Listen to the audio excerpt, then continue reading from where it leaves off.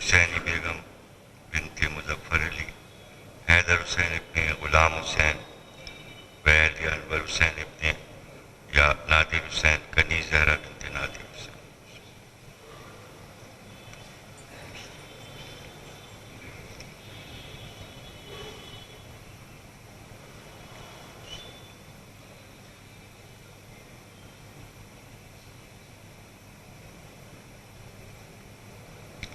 دعائے صحت ہے برائے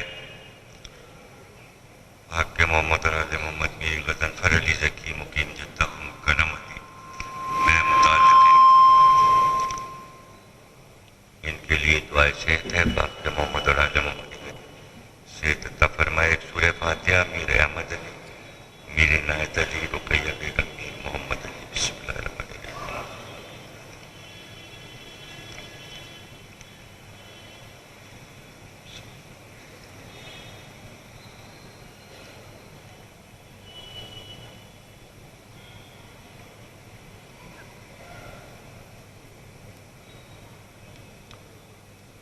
بسم اللہ الرحمن الرحیم۔ تمام تعریفیں اللہ کے لیے، درود اور سلام محمد اور آل محمد کے لیے صلوات۔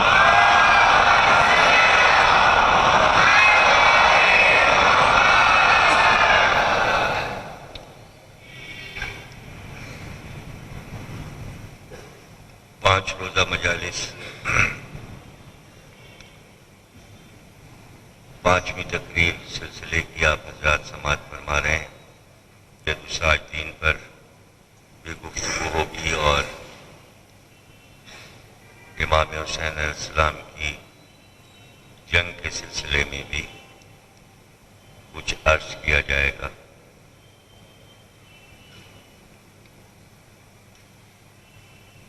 آج کی حد تک عرض یہ ہے کہ کلام پاک یوں تو مکمل اہل بیت کی شان میں نازل ہوا ہے اور ہر آیت قرآن کی ان کی مدح کرتی نظر آتی ہے، مگر کچھ سورے اور کچھ آیات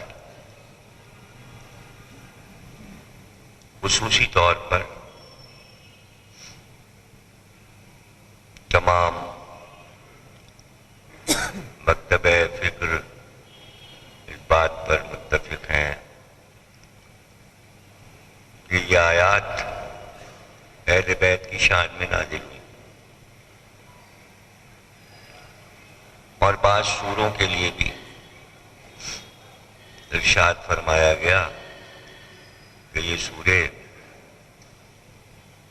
معصومین کے فضائل کو بیان کر رہے ہیں۔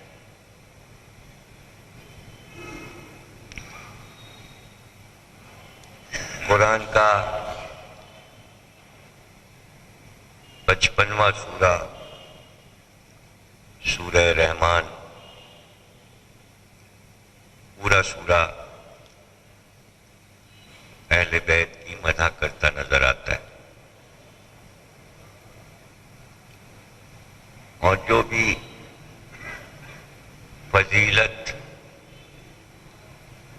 آیت میں اللہ بیان کرتا ہے تو بیان کرنے کے بعد پوچھتا ہے فَبِأَيِّ آلَاءِ رَبِّكُمَا تُكَذِّبَانِ، تو تم کب تک نعمتوں کو جھٹلاؤ گے؟ یہ نعمتیں ہیں جو تمہیں دی گئی ہیں اہل بیت کی شکل میں،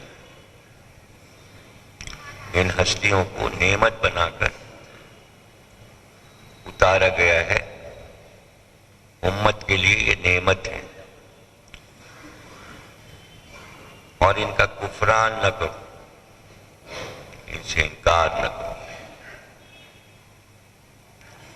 اس لیے کلام پاک کا یہ سورہ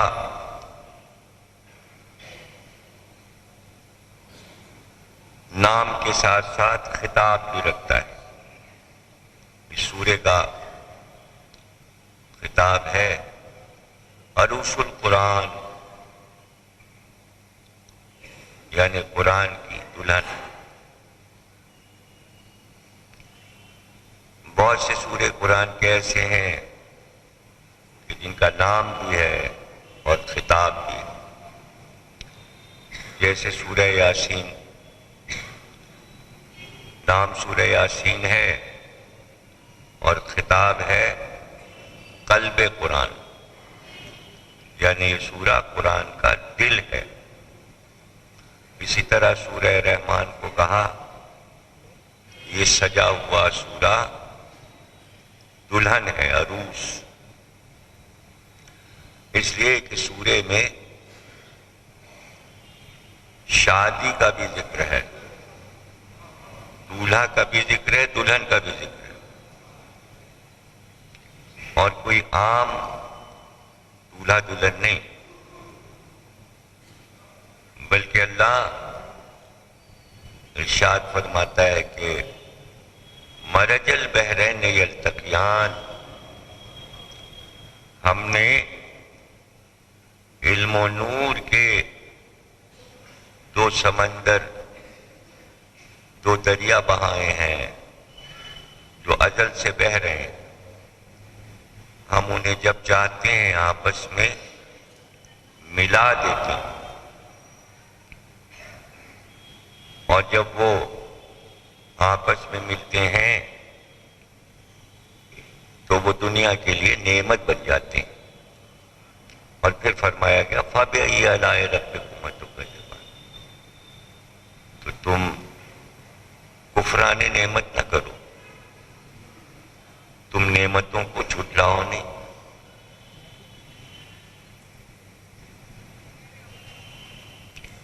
حضرت امام جعفر صادق صلوات اللہ،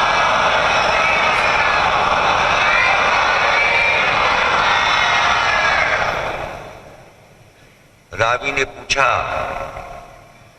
کہ یہ دو دریا کون سے ہیں جن کا ذکر اللہ سورہ رحمان میں کر رہا ہے؟ آپ نے فرمایا یہ کوئی دنیا کے دریا نہیں ہے، بلکہ یہ علم و نور کے دریا ہیں۔ جب انہیں اللہ ملاتا ہے تو یہ نعمت بن جاتی ہیں عالم انسانیت کے لیے۔ مفسرین نے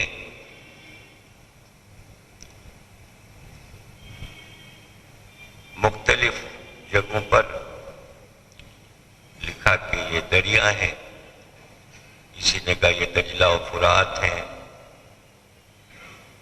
اور ایک مفسر نے ہندوستان میں لکھا کہ یہ گنگا جمنا ہے۔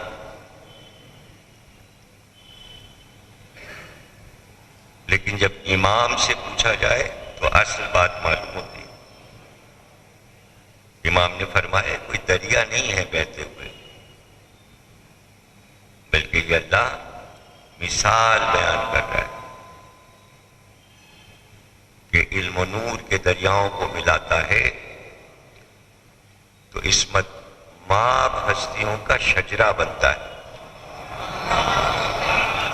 اور اس طرح اللہ انبیاء اور ائمہ کے شجروں کو بڑھاتا جاتا ہے۔ ملنے سے مراد دو ہستیوں کا مل جانا، اس سے مراد عقد ہے، شادی ہے، کہ جیسے آدم و حوا کو ملا دیا تاکہ نسل انسانی بڑھے۔ پہلے آدم کو خلق کیا، پھر حوا کو خلق کیا، اور پھر اللہ نے فرمایا کہ آدم تمہارا عقد ہم حوا کے ساتھ پڑھیں گے، اور فرشتے اس شادی میں شریک ہوں گے، اور جب تمہارا عقد ہونے لگے تو تم حوا کو مہر ادا کر دو شادی کے موقع پر، تو حضرت آدم نے پوچھا کہ ہمارے پاس کیا ہے، ہم مہر میں کیا ادا کریں؟ تو اللہ نے فرمایا جب عقد ہونے لگے تو مہر کی رقم میں 7 بار آل محمد پہ درود پڑھ دینا۔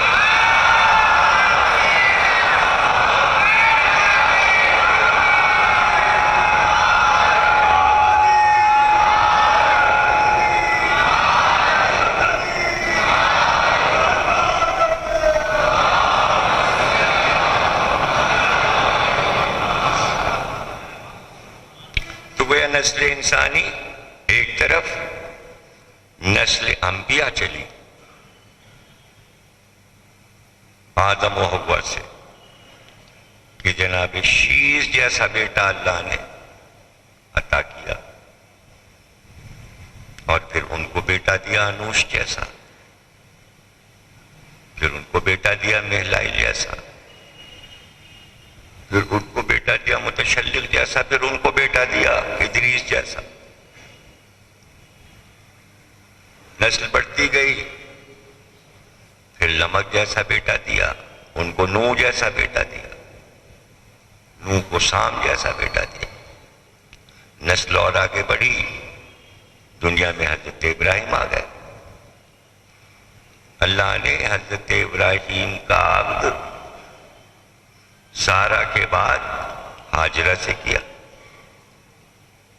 جب حضرت ابراہیم اور ہاجرہ کی شادی ہوئی تو پھر قرآنی آیات یہی بتا رہی کہ مرج البحرین یلتقیان، 2 دریا ملا دیے تو اسماعیل جیسا فرزند آ گیا، جن کی نسل میں آخری نبی آنے والا ہے۔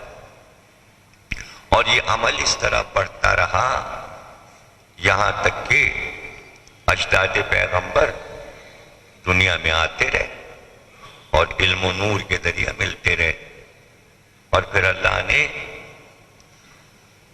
جناب سلمہ اور جناب ہاشم کو علم و نور کے سمندر سے تشبیہ دی، اور پھر حضرت عبد المطلب دنیا میں تشریف لائے تو مرج البحرین یلتقیان، اور نعمت کون؟ عبد المطلب، اور اللہ کہہ رہا فَبِأَيِّ آلَاءِ رَبِّكُمَا تُكَذِّبَانِ، نعمتوں سے کب تک انکار کرو گے؟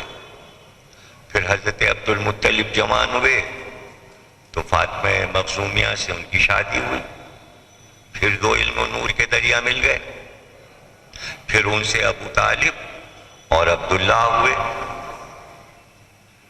پھر ابو طالب کے چچا کی بیٹی فاطمہ بنت اسد اور عبد المطلب کے بیٹے ابو طالب کی شادی ہوئی، پھر مرج البحرین یلتقیان، جناب عبداللہ اور آمنہ بنت وہب کی شادی ہوئی، پھر علم و نور کے دریا مل گئے، پھر سرکار دو عالم آ گئے۔ فَبِأَيِّ آلَاءِ رَبِّكُمَا تُكَذِّبَانِ، کب تک تم ان نعمتوں کو جھٹلاؤ گے؟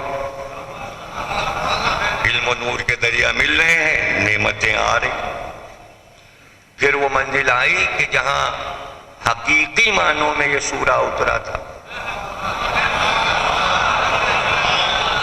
کہ اب وہ سلسلہ شروع ہو رہا ہے کہ سرکار دو عالم اور خدیجہ بنت خویلد کی شادی ہوئی اور فاطمہ جیسی بیٹی آ گئی۔ کائنات کی ملکہ شہزادی کون ہے؟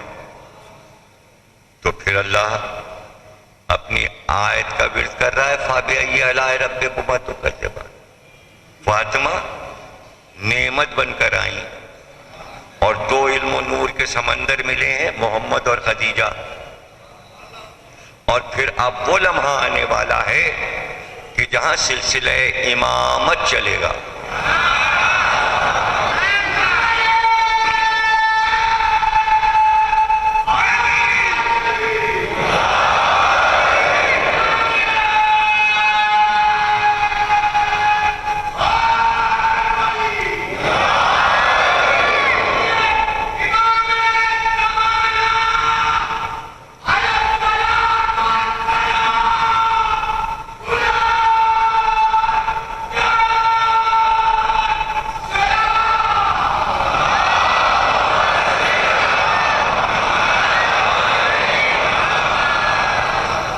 ماشاءاللہ آپ حضرات نے 4 دن مسلسل دل لگا کر بات سنی، تو وہ باتیں جو ہوتی رہتی ہیں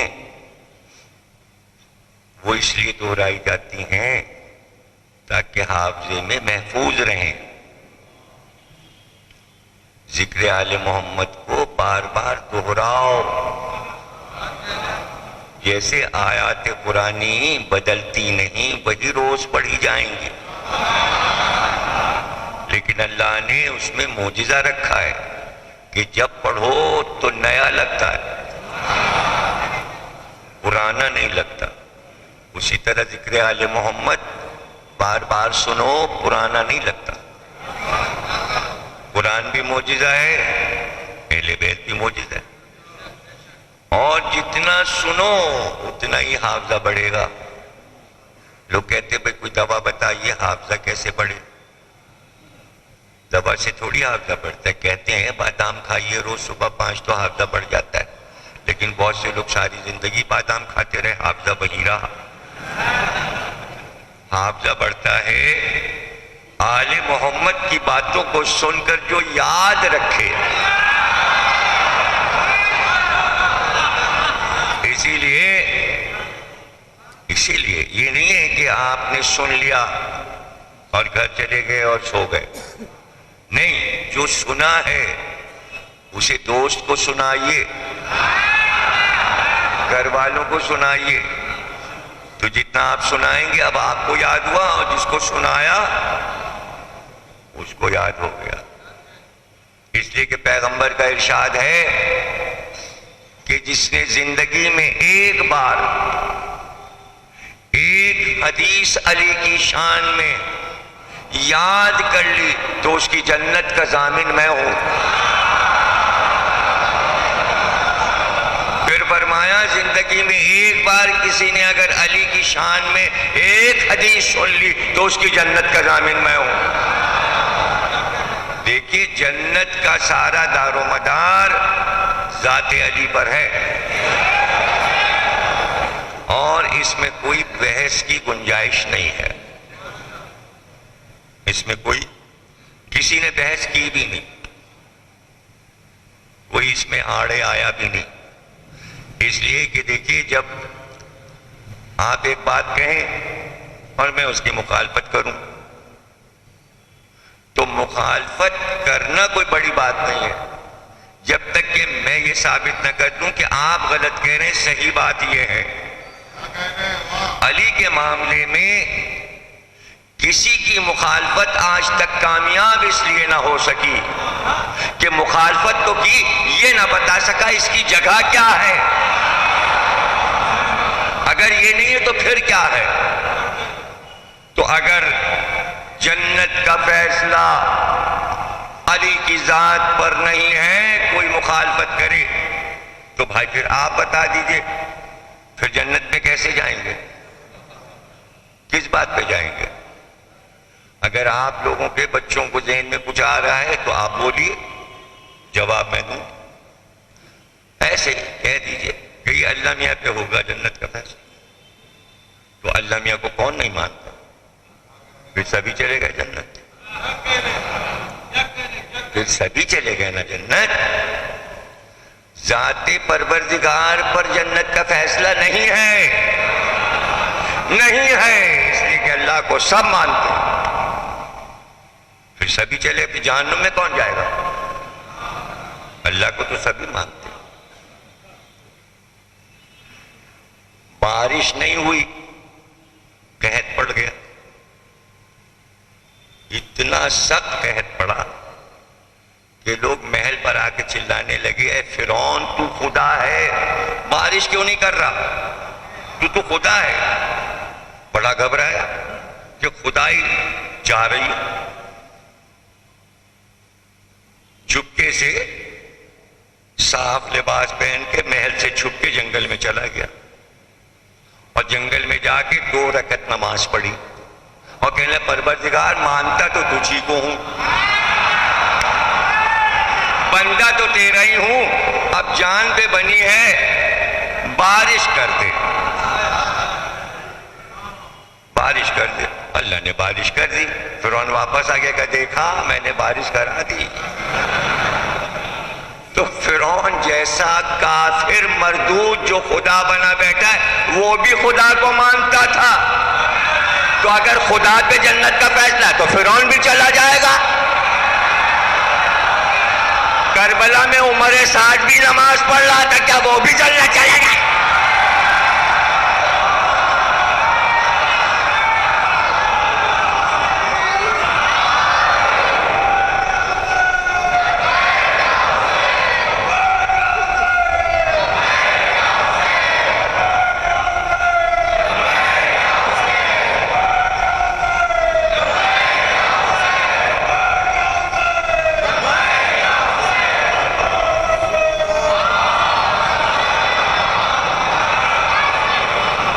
ساری زندگی عبادتیں کرتا رہے انسان, جتنی قسمیں ہیں عبادت کی, میں نماز کے, جنت نہیں ملے گی.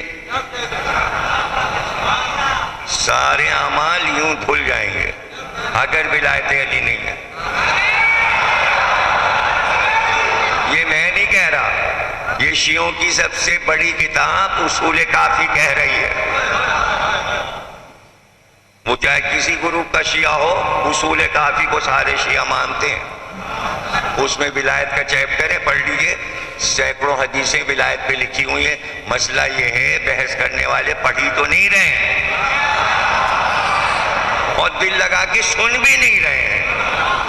اپنے اپنے پسند کے لوگوں کو سنتے ہیں, جو ان کے مطلب کی بات کرے وہ ذاکر ان کے لیے بہت اچھا ہے. یہ بھی چل رہا ہے معاملہ. ہاں, مطلب ہماری مرضی سے نہیں مانیں گے, سب اپنی مرضی کا دین چلا رہے ہیں. اسی کا نام شرک ہے, جو اپنی مرضی کا دین, ہم یہ مانیں گے اور یہ نہیں مانیں گے, اور یہ مانیں گے اور یہ نہیں مانیں گے. اسی کو تو شرک کہتے ہیں. کاہے کا شیعہ, کاہے کا سنی, کاہے کا مذہب, کاہے کا دین. بات سمجھنے کی عقل تو ہو. تھوڑے سے میں منہ پھلا کے برا مان جاتے ہیں, یہ پڑھ دیا اور وہ پڑھ دیا. ارے جو سمجھ میں آیا پڑھ دیا, سننا ہو سنو, نہ سنو نہ سنو. آسان. میں تو کوئی وہ یہ توڑی ہوں کہ ڈنڈا لے کے بیٹھ گیا کہ نہیں, یہ تو میں یہ سب کرتا ہی نہیں. میں نے کبھی زندگی میں نہیں کیا کہ زبردستی کسی سے کچھ کہلواؤں کہ آپ یہ مان لیجئے. مجھ سے بہت لوگوں نے وہاں کراچی میں, ملتان میں, لاہور میں, بھائی علی ولی اللہ کا کیا مسئلہ ہے؟ میں نے کہا کوئی بھی مسئلہ نہیں, کوئی مسئلہ ہی. سیدھا سیدھا دنیا کے جتنے کام آپ کرتے ہو, بیٹی کی شادی کرتے ہو, بیٹے کی شادی کرتے ہو, مکان خریدتے ہو, مولانا کے پاس جاتے ہو, استخارہ کراتے ہو. ایک دن یہ بھی استخارہ کر لو کہ علی ولی اللہ پڑھے کہ نہ پڑھے.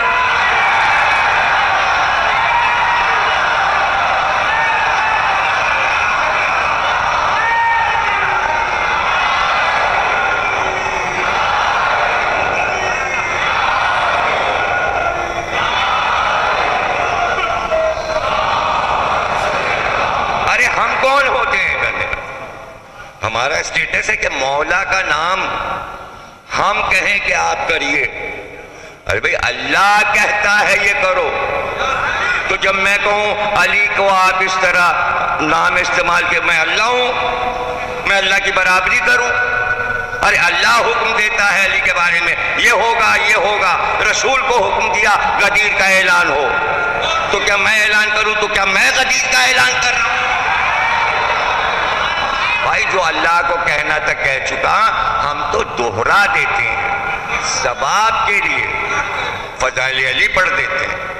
اب یہ دیکھیں نا, مسئلہ یہ ہے لوگ پریشان ہوتے صرف علی کے فضائل کیوں. اچھا تو پھر کس کے, کس کے, کس کے نام بتاؤ. تو علی کو چھوڑ کے پھر اسی کے پڑھنے لگے, نہ بھی یاد ہو تو رٹ لیں گے, نام بھی نہیں بتاتے.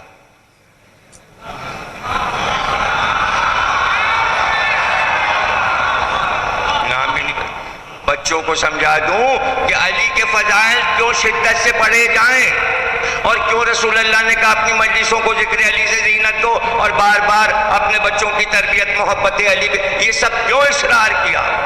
وجہ معلوم ہے، اس لیے کہ جب تک علی کو شدت سے آپ سنیں گے نہیں، نہ اللہ سمجھ میں آئے گا نہ رسول سمجھ، سیدھا سفر۔ اللہ نے مثالوں سے بات کی ہے، علی کو اس لیے دنیا میں بھیجا کہ وہ چاہتا تھا میری توحید کسی کے ذریعے سمجھ میں آئے، اس کی ذات سے بھی سمجھ میں آؤں اور اس کی زبان سے بھی سمجھ میں آؤں۔ کائنات میں علی کے علاوہ، کائنات میں علی کے علاوہ کوئی توحید نہیں سمجھا سکا۔ دوسرا نام آپ کے پاس ہو تو ابھی ممبر سے اتروں تو صاحب سنا دیجئے گا، کوئی اللہ کو نہیں سمجھا سکا سوا علی کے۔ کیا بڑی بڑی باتیں لوگ کرتے ہیں۔ علامہ رشید قرابی مرحوم اعلی اللہ مقاموں، یہ دکن کی سرزمین سے تعلق رکھتے تھے، ببانگ دوحل پار کی مجلس میں، بین الاقوامی مجلس میں کہتے تھے، دو علم ایسے ہیں جو کائنات میں سوا علی کے کسی کو نہیں معلوم تھے، اور نہ کوئی زبان کھول سکتا ہے نہ کھول سکا۔ وہ کہتے تھے ایک توحید اور ایک علم قیامت سوا علی کے کسی کو نہیں معلوم۔ قیامت کیا ہے علی کے علاوہ کسی نے نہیں بتایا، توحید کیا ہے علی کے سوا کسی نے نہیں بتایا۔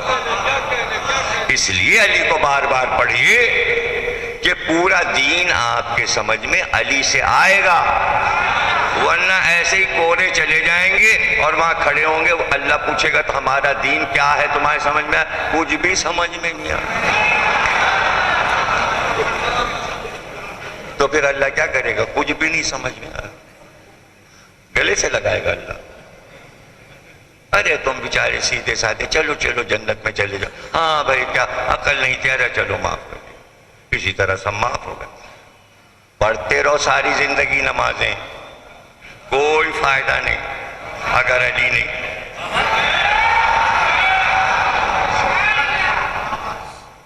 علی نہیں۔ اور عبادت بھی کون سی عبادت اللہ قبول کرتا ہے یہ بتا دیجئے؟ جہالت کی عبادت قبول نہیں ہے، عبادت علم کے ساتھ قبول ہے۔ اللہ نے حضرت موسیٰ سے کہا، وہ عابد وہاں پر برسوں سے نمازیں پڑھ رہا ہے، 70 برس کی عمر ہو گئی، پڑھے جا رہا تھا، تو دن وہی صحرا میں رہتا ہے، نہ شہر میں آتا ہے، نہ کچھ کرتا ہے، نہ کھاتا ہے، نہ پیتا ہے، نہ دنیا دیکھتا ہے، نمازیں نمازیں نمازیں نمازیں نمازیں۔ اے موسیٰ اس کے پاس جاؤ، اس کو بتاؤ عبادت کسے کہتے ہیں۔ 70 سال تو گزر گئے تھے، نمازیں پڑھتے سجدے کرتے۔ حضرت موسیٰ جب پہنچے تو وہاں صحرا میں وہ نماز پڑھ چکا تھا، دعا مانگ رہا تھا، موسیٰ پیچھے کھڑے تھے، وہ دعا کر رہا تھا، پروردگار زندگی گزر گئی تیری نمازیں پڑھتے عبادت کرتے، لیکن تمنا دل میں یہی رہی کہ کبھی تو اترتا اور یہاں ہمارے پاس آ کے بیٹھتا، اور جب تو ہم سے باتیں کرتا تو تیرا گدھا یہ ہری ہری گھاس چرتا، تیرا گدھا گھومتا رہتا، یہاں گھاس چلتا رہتا، جنگل میں دیکھ تو کتنی اچھی ہری ہری گھاس ہے، اپنے گدھے کو لا، یہ گھاس چرا، اور تو میرے پاس بیٹھ۔ موسیٰ نے پیچھے کیا بکتا ہے؟ وہ تو گھبرا گیا موسیٰ کی آواز۔ اللہ نے کہا نہیں زیادہ زبردستی نہ کرو، مر جائے گا، ہارٹ فیل ہو جائے گا، پیار سے سمجھاؤ۔ اللہ آسمان سے نہیں اترتا، اللہ گدھے پہ نہیں بیٹھتا۔ نمازیں پڑھے جا رہے ہیں اور سمجھ رہے ہیں اللہ گدھے پہ بیٹھتا ہے، ایسی نماز سے کیا فائدہ؟ اس لیے کہا رسول نے کہ علی کو ساتھ رکھو گے تو علم والی نماز۔ عمریں گزر گئی، صلاۃ کو نماز کہتے ہوئے تو کیا معرفت ہے؟ لفظ رکھ دیا تو استعمال ہو رہا، کل بھی کہا تھا، برا ماننے کی کیا بات ہے؟ جو غلط بات ہے وہ غلط بات ہے. کیوں؟ کس نے کہا؟ کوئی حدیث دکھائیے. رسول کی زبان سے کبھی نماز لفظ نکلا ہو تو بتائیے. ہمارے 14 معصوم نے لفظ نماز استعمال کیا ہو تو بتائیے. آپ نے اپنی مرضی سے نام رکھا نا. تو یہی تو بار بار کہہ رہا ہوں کہ دین میں اپنی باتیں گھسیڑنے کا نام آپ نے دین رکھا ہوا ہے. شیعہ سنی سب نے اپنی مرضی ڈال دی. اپنی مرضی ڈال دو. اور محبت علی والے اگر علی کو لے کے آئے نہیں یہ ہمیں یہ کیا بات ہو گئی؟ یہ کیا بات ہو گئی؟ ہماری تو کوئی بات ایسی نہیں ہے ذاکرین کی کہ جو بغیر حوالے کے ہو. آپ کے پاس تو حوالہ بھی نہیں ہے. اٹھتے بیٹھتے آپ اپنی عبادت کو نماز کہتے ہیں. حوالہ لائیے کہ کہیں اللہ رسول نے نماز نام رکھا ہو صلاۃ کا. برا نہ مانیے، سناٹے میں نہ آئیے. سب سمجھنے لگتے جب ایسا پڑھتا ہوں ارے تو کیا ہم لوگ غلط کر رہے ہیں؟ ارے ایک یہ تھوڑی کتنا گنواؤ کیا کیا غلط ہو رہا ہے. لیکن خطا کار آپ نہیں ہیں، عوام خطا کار نہیں ہیں. جنہوں نے یہ بنیادیں رکھی وہ سزائیں بھگتیں گے. نہ علی سے ہر چیز کو دور کرتے نہ ہر چیز کا یہ حشر ہوتا. پھر سیدھی سی بات یہی کہوں گا، دور رکھو، علی سے دور رکھو. حکومت قریب نہ آئے، فلانی چیز قریب نہ آئے، یہ قریب نہ آئے. علی کو دور، علی کو الگ. علی تو علی کو کیا پڑی تھی؟ علی آرام سے بیٹھے ہوئے دیکھ کر لو، دیکھیں کیا کرتا. کل یہی تو پڑھا، کر لو خود جو کچھ آتا ہے کر لو. کتنا آتا ہے اور کیا کر لیا؟ اور پھر وہی ہوا، آ گئے. علی یہ تو نہیں سمجھ میں آ رہا. علی نے کہا ایسے ہے. ارے آپ نہ ہوتے تو ہلاک ہو گیا. بابا علی ہلاکت سے بچاتے ہیں، علی ہلاکت سے بچاتے ہیں. اس لیے نہج البلاغہ پڑھو، اس لیے علی کی حدیثیں سنو. دیکھیے جو ہو رہا ہے وہ ہونے دیجئے. آپ اس میں کچھ نہیں کر سکتے جب تک وہ نہ آ جائے. تو آپ صبر کر رہے ہیں، آپ کو صبر کا ثواب مل رہا ہے. معلوم ہے کہ صلاۃ کا نام نماز پارسیوں کا لفظ رکھ دیا گیا ہے. بولتے رہیے ہاں نماز پڑھ رہے ہیں، آپ کے اوپر کوئی گناہ نہیں ہوگا. ہاں ہم روزہ رکھ رہے ہیں، گناہ نہیں ہوگا. اس لیے کہ آپ صبر کر رہے ہیں، انتظار کر رہے ہیں وہ آئے تو صحیح کرے گا، سبھی چیزیں صحیح کرے گا. صحیح مسلم، صحیح بخاری مسلمانوں کی مشہور کتاب ہے. صحیح کا مطلب صحیح ترین، کچھ اس میں غلط نہیں ہے. اسی میں سے ایک حدیث پڑھ رہا ہوں صحیح بخاری سے. مشہور حدیث ہے کہ اپنی چہیتی بیوی کو رسول اللہ نے مخاطب کیا، پاس ہی بیٹھے تھے اور کہنے لگے اے فلاں،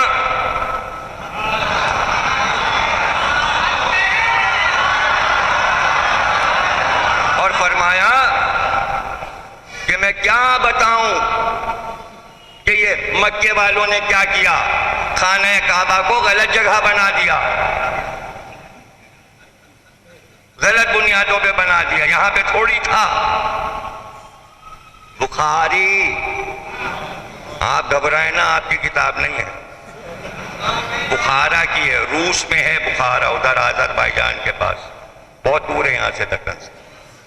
ادھر سے کتاب آئی تھی. آپ نہ پریشان ہو، چھپتی ہے وہاں بھی یہاں بھی، ہمارے یہاں بھی وہ چھپتی ہے، دورہ ہوتا ہے، پڑھی جاتی ہے صحیح کتاب. تو وہ کہنے لگی بی بی یا رسول اللہ پھر اس کو توڑ کے پھر سے صحیح جگہ بنا دیجئے. میں ابھی کیا مثالیں دے رہا تھا کہ جو غلط ہو رہا ہے آپ ذمہ دار نہیں ہو. خدا کے لیے سمجھو یار، آپ پہ بات نہیں آئے گی. جس نے بنیاد رکھی ہے وہ پکڑا جائے گا. سمجھ رہے نا؟ انہوں نے کہا پھر بنا دیجئے. کہا کیسے بناؤں؟ جیسے اسے توڑوں گا تیری امت مجھے کافر کہنے لگی کہ کعبہ توڑ دیا. اے رسول کہہ رہا ہے تو اب اگر ابو طالب کو کہا گیا تو میں کہا گا.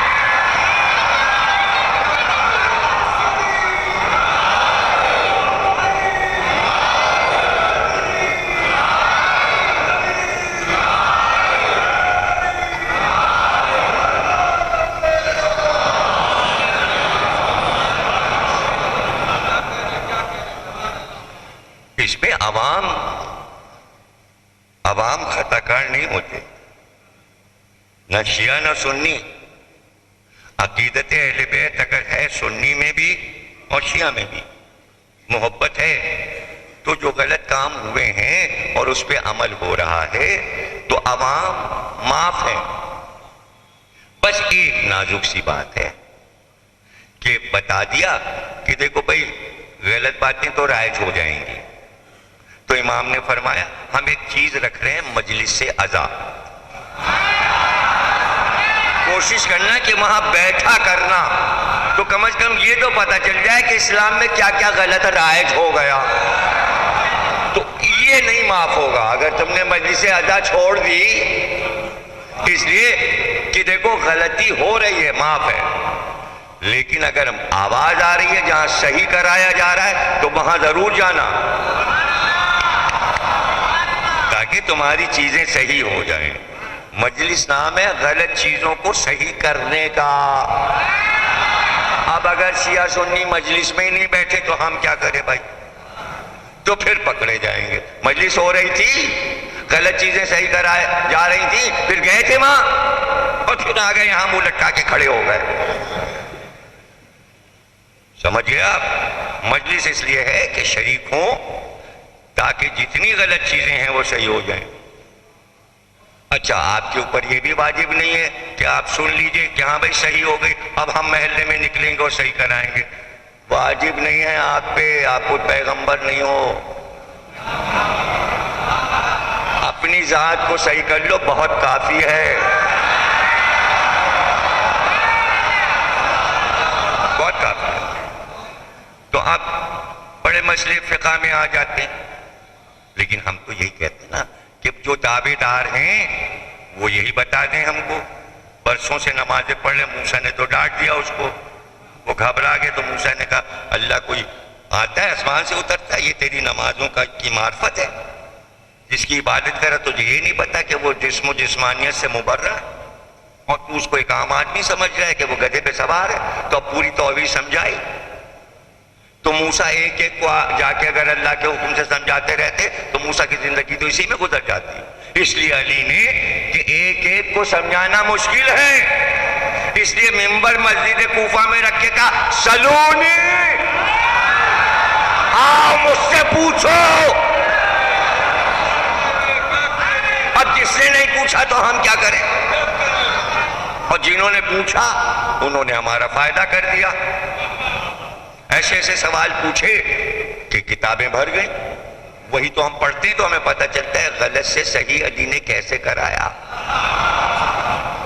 دین کو صحیح کرایا. کہیں پر عملی طور پر، کہیں تقریری.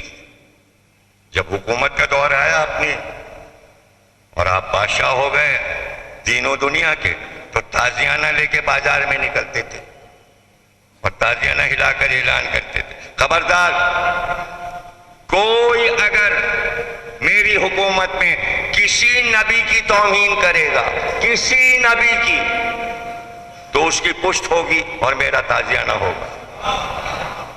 اس لیے کہ انبیاء کی توہین شروع کر دی گئی تھی. فلاں نبی سے یہ غلطی ہو گئی، فلاں نبی یہ بات بھول گیا، فلاں نبی یہ کیوں ہو رہا تھا. اور علی کیوں بچا رہے تھے کہ ابھی تو یہ موسیٰ اور عیسیٰ کی باتیں ہو رہی ہیں تنقیدی، کل یہ ہمارے ذات نبی پر آ جائیں گے اور آخری نبی پہ تنقید ہونے لگے گی. اس لیے علی نے وہیں پر روک دی بات کہ خبردار انبیاء پہ تنقید نہ ہو. ذہن انسانی تنقید کرتے کرتے آپس میں اور چیزوں پر اوپر پہنچ جاتے ہیں. فلاں بات کیوں ہوئی، فلاں بات پھر توحید پہ تنقیدیں ہونے لگتی ہیں. تو اسی لیے ہم کہتے ہیں ذکر علی پہ تنقید نہ کرنا، عادت خراب ہو جائے گی، عادت خراب ہو جائے گی. اس میں بحث کی ضرورت نہیں ہے. معصوم کا عمل، معصوم کی زندگی، معصوم کے واقعات، معصوم کے معجزات، اس میں فقہی مسئلے نہیں ہیں، یہ اصول دین کے مسئلے ہیں، اور ان کو قرآن صاف کر چکا. کوئی تشنا نہیں ہے بات کہ اب مسئلہ اٹھے کہ یہ ہے فلاں اور یہ ہے اور وہ ہے، نا، یہ ہو چکا. قرآن پہلے ہی صاف کر چکا. آیات میں سب سے بڑا مسئلہ تھا کہ کافروں سے کس طرح منوایا جائے کہ محمد اللہ کے رسول ہے. عرب ماننے کو تیار نہیں تھے، نہیں ماننے کو تیار، اور قرآن نے اعلان کیا کہ نہیں ماننے کو تیار ہیں. الذین کفروا لست مرسلا، اللہ کہہ رہا ہے سورہ رات کی آخری آیتوں میں کہ یہ کافر تجھ کو مرسل نہیں مان رہے، یہ نہیں مان رہے کافر تجھے رسول نہیں مان رہے، نہیں کہہ رہے ہیں کہ مرسل ہے. تو ان سے کہہ دے، قل ان سے کہہ دے، قل کف باللہ شہیدا بینی و بینکم ومن عندہ علم الکتاب. اگر یہ کافر تجھ کو رسول نہیں مان رہے ہیں تو کوئی بات نہیں ہے، ان کو جواب دے دے کہ ہماری رسالت پہ تمہاری گواہی کی ضرورت نہیں ہے. ہماری رسالت پہ دو گواہ ہیں، ایک اللہ ہے اور ایک علی ہے.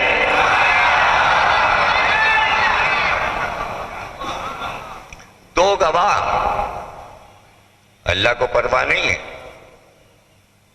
تو بھیا پیغمبر کی رسالت کے دو گواہ ہیں، ایک اللہ ہے ایک علی ہے، اور اللہ کی توحید کے دو گواہ ہیں، محمد اور علی ہیں. تو علی کی ولایت کے دو گواہ ہیں، اللہ ہے اور محمد ہے. اس میں بیچ میں جھگڑے میں آپ کیوں گھسے جا رہے ہیں؟ یہاں کیا جھگڑا ہے؟ گواہ دو ہی رہیں گے، آپ کی گواہی کی ضرورت نہیں ہے کہ آپ پڑھیں یا نہ پڑھیں اذان میں، مت پڑھیں. آپ کی عبادت بھی قبول ہو رہی ہے یا نہیں؟ جب آپ کی عبادت ہی نہیں قبول ہو رہی تو آپ کی گواہی کیا، آپ کی گواہی کی حیثیت کیا؟ مسلمانوں شیعہ اور سنی، تمہاری گواہی علی کے لیے کیا ضرورت ہے؟ اول میں بھی دو ہی گواہ تھے، قیامت تک دو ہی گواہ رہیں گے. تمہاری گواہی نہیں لی جائے گی کہ کوئی محشر میں پوچھا جائے گا تم لوگ علی ولی اللہ ماں کہتے تھے کہ نہیں کہتے تھے. وہ فیصلہ یہ ہوگا کہ بھائی دو گواہ اس لیے رکھے تھے کہ جو بچہ پیدا ہوتا ہے اس کی گواہ صرف اماں ہوتی ہے. ایک گواہ. اسلام میں گواہ دو مرد ہیں یا چار عورتیں؟ چار عورتیں بھی تو گواہی نہیں دے رہی. ہاں یہ بچہ فلاں کا بیٹا ہے، اماں نے کہہ دیا یہ تمہارے ابا ہیں، تو با اسی پہ آنکھ بند کر کے یقین کر لو پتہ نہیں ابا ہیں کہ نہیں ہیں. چونکہ ماں کہہ رہی ہے اس لیے ماننا پڑے گا، اور ماں ہی کو معلوم ہے اصل باپ کون ہے. دنیا میں کسی کو نہیں معلوم کہ انسان کا اصلی باپ کون ہے. اسی لیے شیخ صدوق نے امالی میں لکھا کہ چونکہ یہ مسئلہ نازک ہے کہ ولدیتیں تبدیل ہوئی ہیں، اس لیے اللہ نے فیصلہ کیا کہ محشر میں تمام انسانوں کو باپ کے نام سے نہیں پکارا جائے گا، ماں کے نام سے پکارا جائے گا، تاکہ پردہ رہ جائے. انسانوں کا پردہ وہ ستار العیوب ہے، عیب کو ڈھانکنے والا.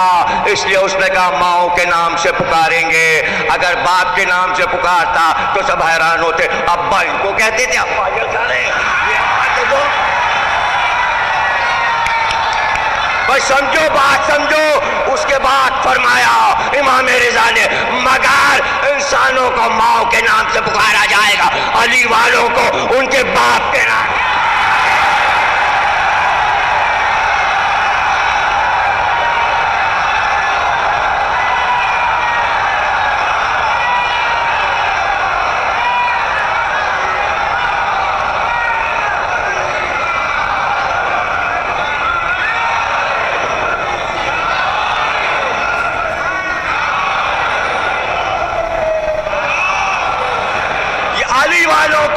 باپ کے نام سے کیوں پکارا جائے گا؟ اس لیے کہ علی والوں کی ولدیت کا گواہ ہے، ایک ماں گواہ ہے، دوسرا خود علی گواہ ہے کہ ہم جانتے ہیں اس کا باپ، اس لیے ہم علی ولی اللہ پہ زور دے رہے ہیں تاکہ تمہاری ولدیتوں کی گواہی تو صحیح ہو جائے۔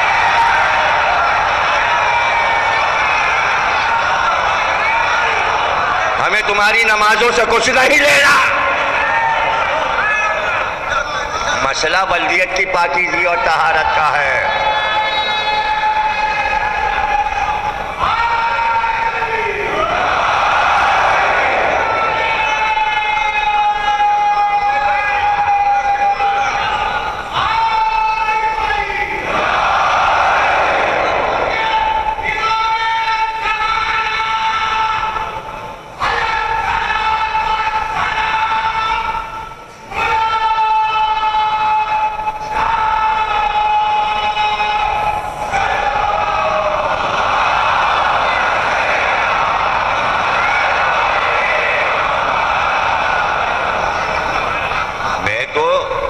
انسانیت کی ہمدردی کی بات کرتا ہوں، اس میں کوئی اختلاف نہیں ہونا، اور ذات علی پر شیعہ اور سنی کسی کو ذرا سا بھی اختلاف نہیں کرنا چاہیے، اس لیے کہ میں مرکزی بات جو کہتا ہوں وہ مسئلہ خلافت اور یہ سب کچھ نہیں ہے، مسئلہ ہے علم و جہل کا،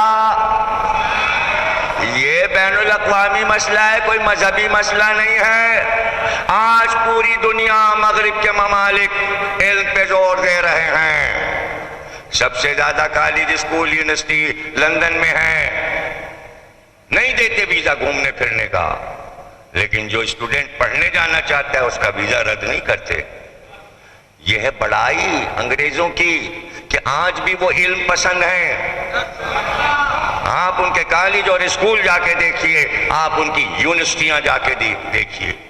خوشی ہوئی مجھے حیدرآباد کی عثمانیہ یونیورسٹی کل دیکھ کر کہ کتنا علم پسند یہاں کے لوگ تھے کہ اتنی شاندار یونیورسٹی بنوائی کہ دیکھ کر مجھے امریکہ کی پرنسٹن یونیورسٹی اور ہارورڈ یاد آ گئی، اس لیے کہ یہ ہارورڈ جو ہے وہ شاندار یونیورسٹی ہے امریکہ کی، پرنسٹن عجیب و غریب یونیورسٹی۔ تو اس کو بھی دیکھا، برٹش میوزیم کا دروازہ اور اس کا دروازہ ایک لگا مجھے۔ دیکھیے اگر یونیورسٹی اور کالج آپ کے شہر کے اچھے ہیں تو پتہ چلے گا ہاں یہ طبقہ جو ہے علم سے تعلق رکھتا ہے۔ یہی مولا علی چاہتا ہے، یہی مقصد تھا رسول اللہ کا، اس لیے کہا تھا میں شہر علم ہوں اور علی اس کا دروازہ ہے، تاکہ امت جاہل نہ رہے۔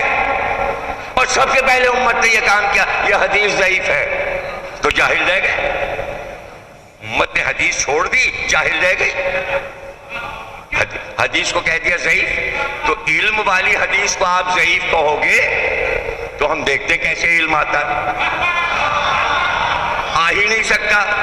اکبر الہ آبادی نام سنا ہوگا آپ نے، بہت مشہور شاعر تھے الہ آباد کے، جسٹس بھی تھے انگریزوں کے زبان، مزاحیہ شاعر تھے، بہت بڑے شاعر، اردو میں کورس میں بھی ہیں، بہت کتابیں ان پہ لکھی گئی۔ انہوں نے کہا کہ علم علی کے بغیر آ ہی نہیں سکتا۔ دیکھیں دعویٰ جو آدمی کرتا ہے نا تو دلیل بھی دیتا ہے، دعوے کے ساتھ دلیل ہوتی ہے، آپ بھی جو دعویٰ کرتے جلدی سے دلیل دیتے۔ اکبر الہ آبادی نے بھی دلیل دی، کہا اس لیے کہ تعلیم کا دل علی ہے، تعلیم کا دل علی ہے۔ اب تعلیم لکھیے گا جا کے گھر پہ کاغذ پہ، اردو میں تے عین لام یہ میم، کتنے حروف ہیں؟ 5 حروف ہیں، ادھر تے ہے ادھر میم ہے، اور بیچ میں کیا لکھا ہے؟ تا علی میم۔ تعلیم کے بیچ میں علی لکھا ہے۔ اکبر الہ آبادی نے کہا تعلیم کا دل تو علی ہے، علی کو چھوڑ کے تعلیم کیسے ہو، کیسے ہو سکتی ہے؟ ہوتی رہے تعلیم، علی نہیں ہے تو تعلیم کہاں ہو رہی؟ وہ تو جہالت ہو رہی، جہالت پھیلائی جا رہی ہے۔ یہ ہے نازک مسئلے، اس کو باندھ دیا محبت کے ساتھ۔ دیکھیے اگر محبت سے نہ باندھتے اور یہ نہ کہتے کہ علی کی محبت واجب ہے، کہتے بس علی کو مانو۔ بھائی ایک ایک لفظ میرا غور سے سنا کیجیے، سب جملے کام کے ہوتے ہیں۔ یہ کہتے تھے بس علی کو مانو، محبت کو واجب کر دیا، مانو۔ اگر ماننے کا لفظ کہہ دیتے تو لفظ سیاسی ہو جاتا۔ سب سیاسی تو مانے جاتے ہیں، جو سیاست میں مانے جا رہے ہیں ان سے محبت تھوڑی واجب ہے۔ ارے خلفاء سیاست ہیں، محبت تھوڑی ہے وہاں، اس لیے کہ قرآن نے ان کی محبت واجب ہی نہیں قرار دی۔ علی کی محبت تو واجب ہے، اس لیے واجب قرار دی تاکہ سیاست نہ آ جائے اس کے اندر۔ محبت میں سیاست نہیں ہوتی، ماں بیٹے کو چاہتی اس میں کیا سیاست ہے، بھائی بھائی کو چاہتا ہے اس میں کیا سیاست ہے۔ محبت میں سیاست نہیں ہوتی، محبت میں ایک لگاؤ ہوتا ہے، ایک کھچاؤ ہوتا ہے، کشش ہوتی ہے، دو طرفہ ہوتی ہے۔ تم علی کو چاہو، علی تم کو چاہیں۔ یہ جو اللہ نے اعلان کیا، اللہ چاہتا ہے، محبت کرتا ہے اپنے حبیب سے، علی سے، تو پھر محمد اور علی اللہ سے محبت کرتے ہیں۔ اعلان ہو گیا، کل علم مرد کو دیں گے، کل علم مرد کو دیں گے۔ کرار غیر فرار، بڑھ بڑھ کے حملہ کرنے والا، اور وہ فرار اختیار نہیں کرتا، اور اس کے دونوں ہاتھوں پر فتح دیں گے۔ اور اللہ اور رسول اس سے محبت کرتے ہیں، وہ اللہ اور رسول سے محبت کرتا ہے۔ معاملہ طے ہو گیا کہ جس کو علم ملا، جو کل علم اٹھائے گا، اللہ اور رسول اس سے محبت کرتے ہیں، وہ اللہ اور رسول سے محبت کرتا ہے۔ فلسفہ سامنے رکھا ہے، صحیح بخاری میں حدیث ہے، اب آپ اس کو فارمولہ بنا لیجئے۔ جو علم اٹھائے گا اللہ اور رسول اس سے محبت کرتے ہیں، اور جس کے ہاتھ میں علم ہوگا وہ اللہ اور رسول سے محبت کرتا ہے۔ ارے حیدرآباد میں عاشور کو بی کا علم نکلتا ہے، تو جو لوگ علم نکالتے ہیں اللہ رسول اس سے محبت کرتے ہیں، وہ اللہ اور رسول سے محبت کرتے ہیں۔ پریشانی کی کیا بات ہے؟ یہ تو سیدھے سیدھے فارمولے ہیں، سیدھے سیدھے فارمولے ہیں۔ ہمیں تو اللہ کی نظر عنایت چاہیے، وہ نماز پڑھ کے نہیں ہوگی، ہاں ہوگی نماز پڑھ کے، لیکن اس نماز میں علی ہوں، اس میں علی ہوں۔ تفسیر قرآن پڑھ لیجئے اٹھا کے، ائمہ کے ارشادات دیکھ لیجئے۔ نماز پڑھ رہا تھا ایک شخص خانہ کعبہ میں، خضوع اور خوشی سے، مولا علی آ گئے، وہ نماز پڑھ چکا، علی نے اسے بلایا، کہ تیری نماز کا کیا کہنا؟ ایک تو مکے میں پڑھ رہا تھا، حرم میں پڑھ رہا تھا، اللہ کے گھر میں پڑھ رہا تھا، رکن و مقام کے درمیان پڑھ رہا تھا، اور پھر خضوع و خشوع سے پڑھ رہا تھا۔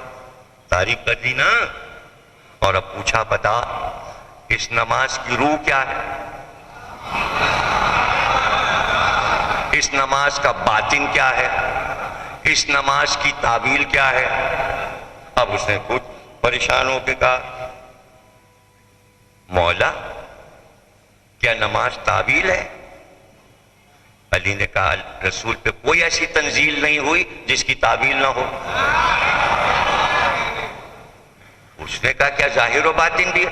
کہا ہر اسلام میں ظاہر جو ہے تو اس کا باطن بھی ہے،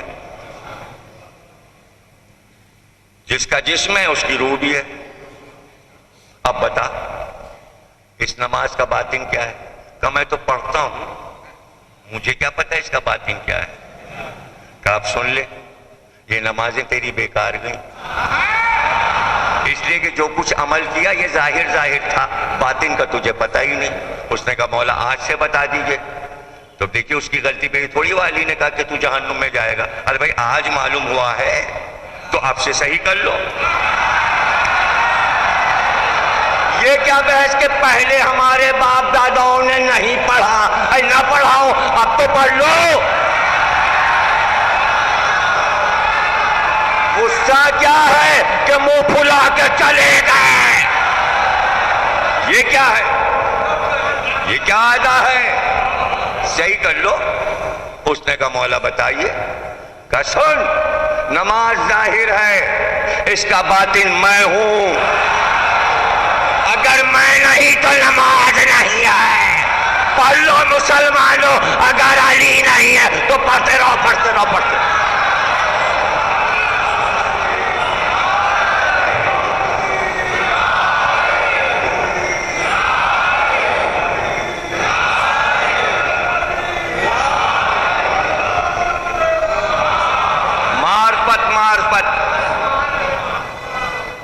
پوچھوں میں نیت کیا ہے؟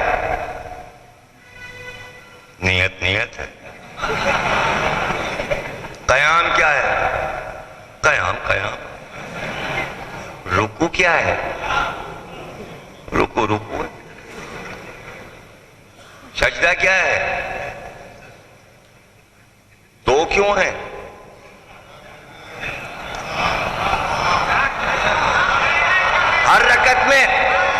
ہر رکعت میں رکوع ایک سجدے دو. اے اللہ ایک تو ایک سجدہ ہو.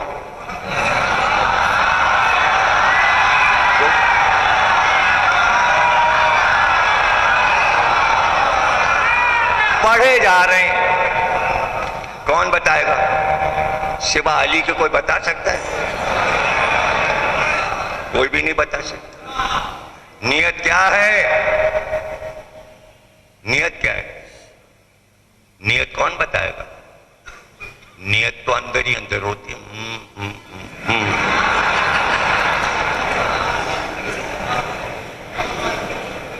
کون بتائے گا؟ مولا علی بتائیں. خیبر میں رسول اللہ نے کہا علم کل دیں گے. کل آ گیا. علی کہاں ہے؟ جاؤ ابو ذر سلمان جاؤ علی کو لاؤ. علی آئے. علم ہاتھ میں تھا. مجمع تھا. دل تیار تھا. 3 بار علم کو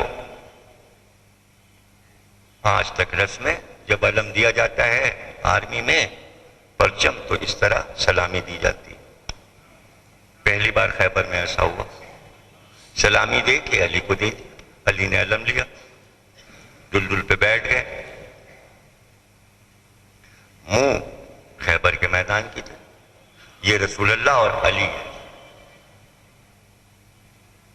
پوچھا یا رسول اللہ کہاں تک لڑوں؟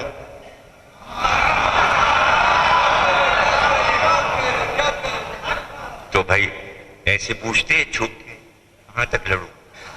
منہ ادھر رسول پیچھے اور علی پوچھے کہاں تک لڑوں؟ پوچھ رسول سے رہے. یہ کیا ہے؟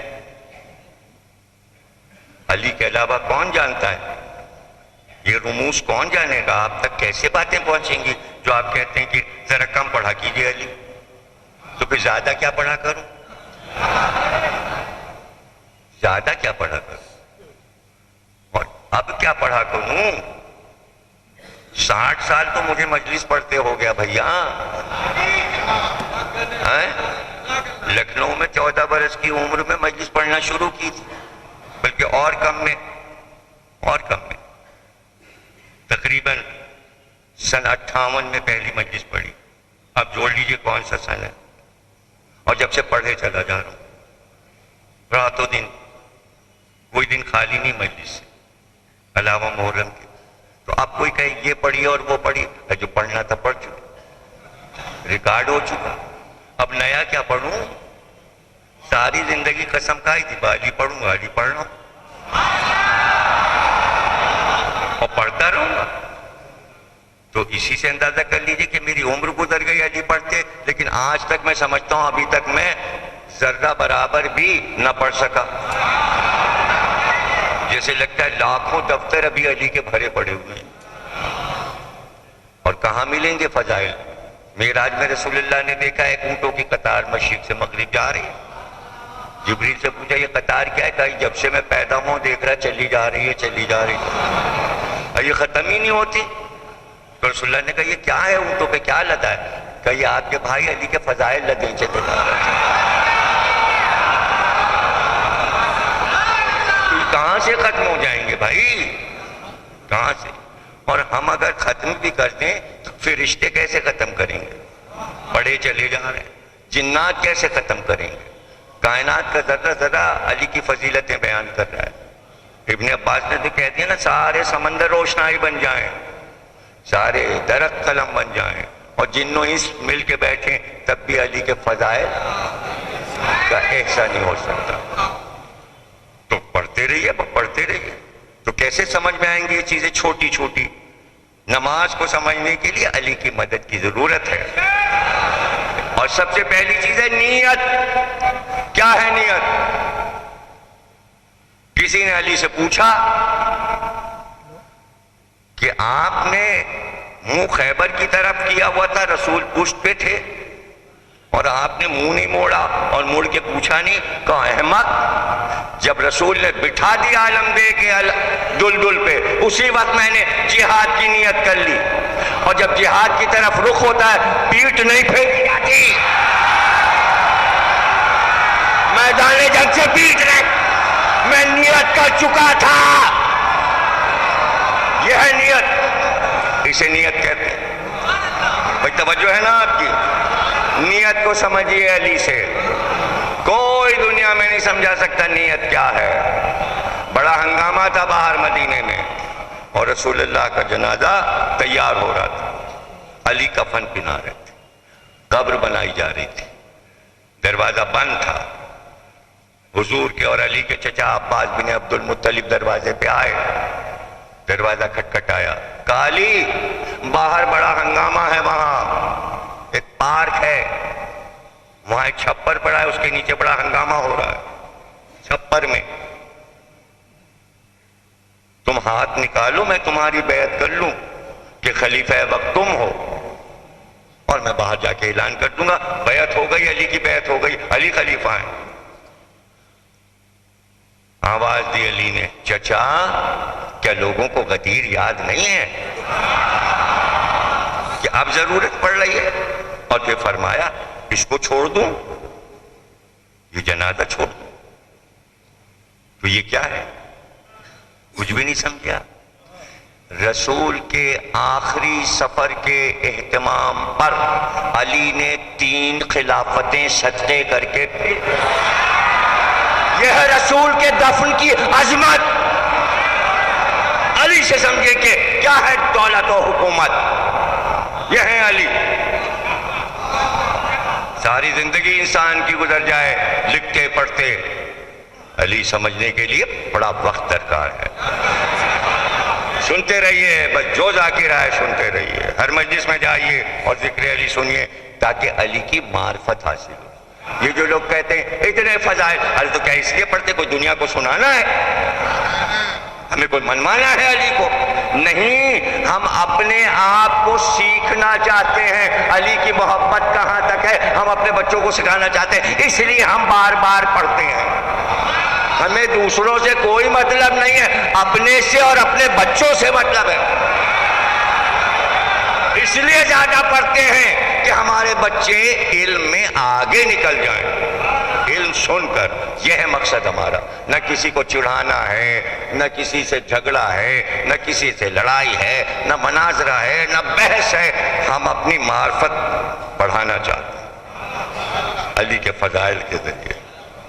تو کیا تھا اگر علی ہاتھ بڑھا دیتے اور بیعت ہو جاتی تو کیا ہوتا؟ خیبر میں اگر منہ پھیر کے بات کرتے تو نیت ٹوٹ جاتی میدان جنگ کی، اس لیے کہ کہا تھا حدیث میں وہ منہ پھیرنے والا نہیں، وہ فرار نہیں کرے گا، وہ آگے بڑھنے والا ہے۔ تو آگے بڑھنے والا پیچھے مڑ کے نہیں دیکھتا، اس کو کہتے ہیں نیت۔ یہ نیت ہے اللہ کی راہ میں۔ تو دعوت ذوالعشیرہ میں رسول نے پوچھا تھا میری کون مدد کرے گا؟ تو علی نے کہا تھا میں چھوٹا ہوں لیکن میں وعدہ کرتا ہوں کہ میں آپ کی مدد کروں گا۔ جو وعدہ کیا تھا مدد کی اور مدد کرتے چلے جا۔ دعوت ذوالعشیرہ میں علی نے نیت کی تھی نصرت پیغمبر کرتا رہوں گا جب تک پیغمبر زندہ رہیں گے، اور اب اس وقت آخری مدد تھی کہ دفن کرنا تھا، اور اسی وقت اگر ہاتھ بڑھا دیتے تو اس کام سے منہ موڑنا پڑتا تو نیت ٹوٹ جاتی جو دعوت ذوالعشیرہ میں کی تھی۔ نیت پوری آ رہی، یہ ہے نیت۔ ایسی ہوتی ہیں نیتیں، نیت اچھی ہونی چاہیے۔ تو کہنے کا مطلب یہ ہے کہ ایک تو یہ بحثیں ہونی ہی نہیں چاہیے، اسٹیٹس جن چیزوں کا بلند ہو اس پر کوئی بحث، فقہی فتوے مجلس میں بحث، میں بالکل اس کا قائل نہیں۔ بس سیدھے سیدھے آپ علی سنیے، علی لکھیے، علی پڑھیے، یہ حکم اللہ ہے، یہ حکم رسول ہے۔ قرآن میں آیت موجود ہے کہ رسالت پہ دو گواہ ہیں، ایک اللہ ہے اور ایک علی ہے، اور علی کا تعارف علم سے کروایا گیا۔ جس کے پاس پوری کتاب کا علم ہے اس کو گواہ بنایا گیا۔ بس آپ کے سوچنے کی بات یہ، آیت سامنے رکھ لیجئے یہ والی، کہ اللہ نے کہا اگر کوئی تمہیں مرسل نہ مانے تو کوئی پرواہ نہیں، اس لیے کہ ایک گواہ ہم ہیں اور ایک علی گواہ ہے۔ اور کسی بھی عدالت میں جا کے پتہ لگائیے اور وکیلوں سے پوچھے کہ کسی مقدمے میں جب دو گواہ لائے جاتے ہیں تو گواہ برابر کے لائے جاتے ہیں، ورنہ جج صاحب کو شک ہو جاتا ہے کہ ایک گواہ تو اتنا امیر نواب لائے ہیں اور ایک رکشے والا پکڑ کے لائے ہیں، ایک ٹھیلے والا پکڑ کے لائے، یہ کیا ہے بھائی؟ اس کے پیسے دے کے گواہ لائے ہیں، شکوک پیدا ہوتے ہیں۔ تو گواہ ٹھیک ٹھاک برابر کے ہوں کہ چہرے سے لگے دونوں سچے گواہ ہیں، تو اللہ نے محمد کے رسالت کی گواہی دینا چاہیے، اور کائنات میں دیکھا میں دوسرا گواہ کون لے کے آؤں تو سوا علی کے کوئی نظر نہیں آیا۔ یہ آیت ہے، یہ قصہ نہیں ہے، کہانی نہیں ہے، آیت سامنے رکھیے۔ قل کفی باللہ شہیدا بینی و بینکم ومن عندہ علم الکتاب۔ شہیدم، دو گواہ، ایک کتاب کا پورا علم رکھتا اور ایک میں خود ہوں، میں ہوں، اور دوسرا گواہ یہ علی ہے جو عالم کتاب ہے۔ کیوں ڈھونڈ کے لایا؟ اللہ کی صفت ہے عالم، اس لیے گواہ بھی عالم لایا۔ آپ سمجھ گئے؟ اسٹیٹس ایسا ہو کہ وہ بھی عالم ہو یہ بھی عالم ہو، جاہل گواہ نہیں لایا اللہ۔ اب یہ جو بحث کرتے ہیں لوگ کہ اللہ اور رسول کے بعد علی کا نام کلمے میں ہو کہ نہ ہو، ان سے میں پوچھتا ہوں، آیت قرآن میں رکھی ہے، اللہ کہہ رہا ہے کہ محمد کی رسالت پہ میں گواہ اور میرے بعد علی گواہ، اللہ کے ساتھ علی کا نام لکھا ہے۔ قرآن میں علی کا نام اللہ کے فوراً بعد لکھا ہے، کلمے میں تو محمد کے بعد ہے۔ کوئی سمجھ میں آیا کہ نہیں آیا؟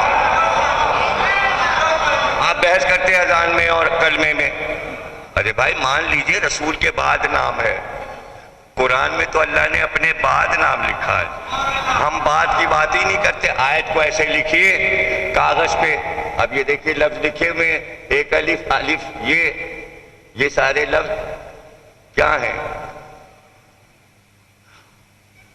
برابر۔ جب آیت پڑھیں گے تو اللہ کا اور علی کا نام برابر برابر۔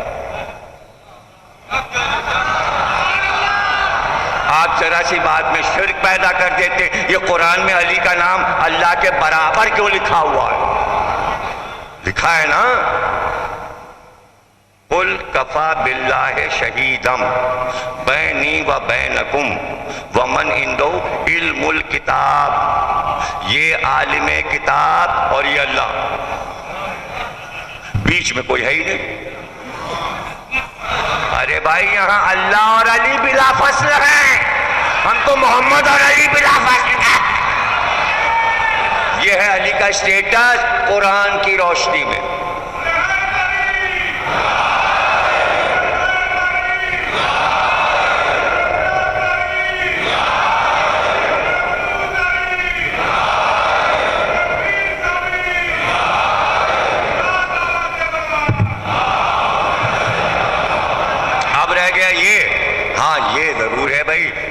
اتنا پڑھ ڈالا، یہ تو بتائیے آپ نے یہاں پر علی کو کیسے آیت میں لے آئے؟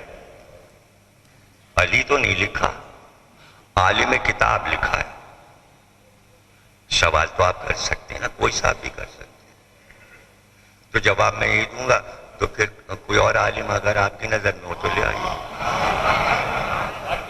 فرمائشی نام ڈال دیجیے۔ رسالت پہ گواہ اللہ ہے اور دوسرا کون ہے؟ کوئی اور عالم ڈھونڈ لائیے، کوئی بھی نہیں۔ سب سے بڑی دلیل ہے کہ کوئی ہے ہی نہیں، تو علی ہیں، سب سے بڑی تھی. اس وقت کوئی عالم تھا ہی نہیں. مکے میں کون عالم تھا؟ مدینے میں آ کے عالم بنے سر. یہ مکے کی بات ہے جہاں کافر نہیں مان رہے تھے رسول کو. مدینے میں تو سب مان رہے تھے. یہاں تو گواہی کی ضرورت نہیں تھی, یہاں تو لاکھوں گواہ ہو گئے. سبھی کہہ رہے تھے لا الہ الا اللہ محمد رسول اللہ محمد رسول اللہ, سب گواہ. یہ تو جب کی بات ہے جب کوئی تھا ہی نہیں, کلمہ پڑھنے کو تیار نہیں تھا. اللہ کہہ رہا دو گواہ, ایک میں اور ایک علی, اور بس کافی ہے. اسی پہ رسالت چلی جائے گی, کوئی بات نہیں, تم مانو یا نہ مانو. سمجھ گیا؟ بہرحال تقریر ختم ہوئی. بہت بہت آپ کا شکریہ کہ آپ حضرات مسلسل 5 دن سنتے رہے. کل مجلس کی جگہ بدل جائے گی. آخر میں 2-4 جملے عرض کر دوں کہ ہاں, ہماری بات بغیر دلیل نہیں ہوتی, اور یہ امام کی لکھی ہوئی لکھوائی ہوئی بات ہے کہ اس آیت میں گواہ علی ہیں. ہم اپنی طرف سے نہیں کہہ رہے. اور ہمارا عقیدہ یہ ہے کہ جب معصوم کوئی بات کہتے تو ہم کسی کی بات نہیں سنتے. ہمارے ہاں اصل فتویٰ ہمارے ہاں یہ ہے کہ 14 معصوموں کا اگر نام آ جائے تو نہ ہم راوی پوچھتے ہیں, نہ ہم کتاب پوچھتے ہیں, نہ ہم گواہ پوچھتے ہیں. امام نے فرمایا وہ ہم نے سنا, وہ امام نے فرمایا, یہی حکم ہے, ہم اسی حکم پہ چل رہے ہیں. امام نے فرمایا کہ اس آیت میں علی ہیں.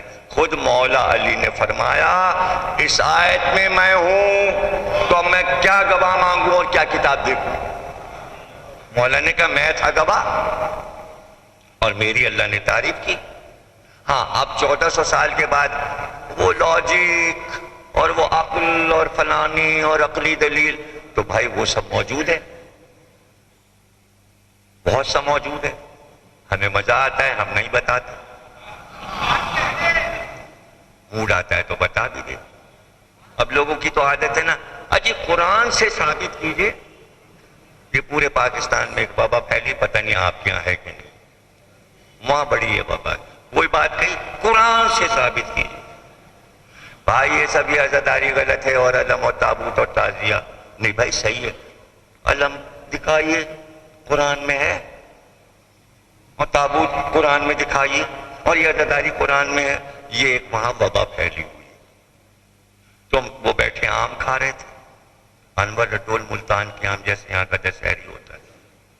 تو میں نے کہا یہ جو آپ آم کھا رہے ہو یہ کتنا آپ حرام کام کر رہے ہو, بدعت کر رہے ہو. کہنے کہ کیوں؟ میں نے کہا قرآن میں آم ہے ہی نہیں.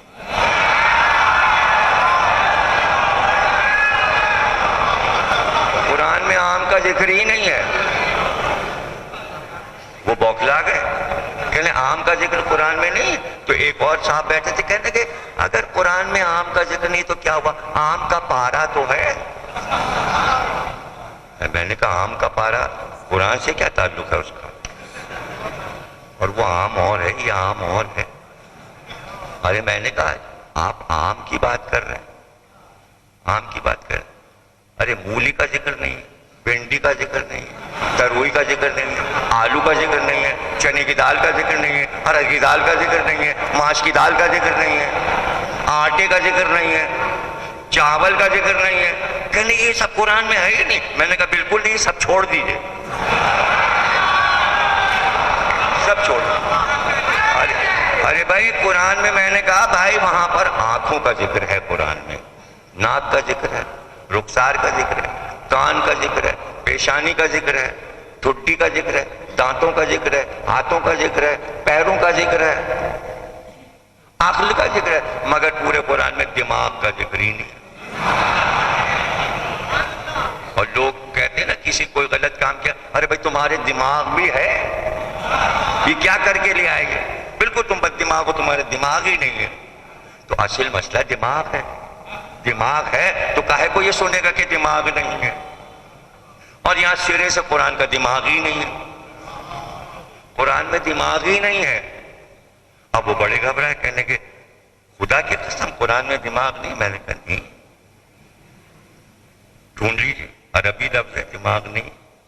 کہنے تو پھر آپ یہ بتائیے کیوں نہیں ہے. اب عزاداری علم تابوت سب بھول گئے. قرآن میں دکھائیے، یہ دماغ کا ذکر قرآن میں کیوں نہیں ہے؟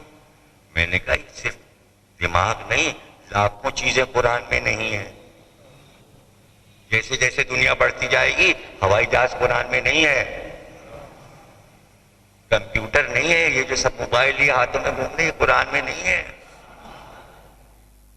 یہ سب نہیں ہے۔ آپ کی موٹر کار، موٹر سائیکل، یہ سب قرآن میں نہیں ہے، اور جانے کیا کیا ایجاد ہوگا قرآن میں نہیں ہے۔ کہنے لگے تو پھر وہ خشک و تر جو قرآن میں کہ ہر چیز موجود ہے۔ میں نے کہا وہ دعویٰ اس کا کب ہے؟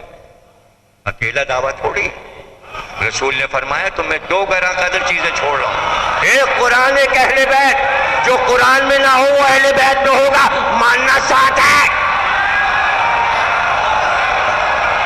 اب سمجھے 2 گواہ کیا ہے؟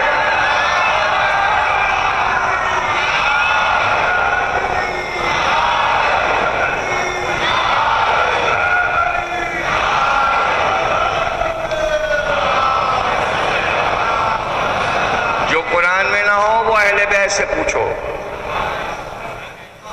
وہ اہل بیت سے پوچھو، اور قرآن میں جو کچھ ہے وہ اہل بیت کو معلوم ہے، اور اہل بیت میں کوئی چیز کم نہیں ہے، سب ہے، خشک و تر وہاں ہے۔ قرآن کا دعویٰ اپنے لیے نہیں تھا، آل محمد چونکہ میرے ساتھ ہے اس لیے میں دعویٰ کر رہا ہوں کہ خشک و تر ہے، میں اکیلا کچھ نہیں ہوں، میں جدا کب ہوں؟ میں تو ساتھ ہوں، دونوں ایک حصے ہیں، جو اس میں ہے وہ اس میں۔ تو اب جو چیز قرآن میں نہ ملے تو انہوں نے کہا یہ دماغ، میں نے کہا اس لیے اللہ نے قرآن میں دماغ نہیں رکھا تاکہ سب کا دماغ صحیح ہو جائے اور پتہ چل جائے کہ قرآن کا دماغ علی ہے، قرآن کا دماغ علی ہے، جو علی سوچتے ہیں وہ ہے قرآن، جو علی بتائیں وہ ہے قرآن۔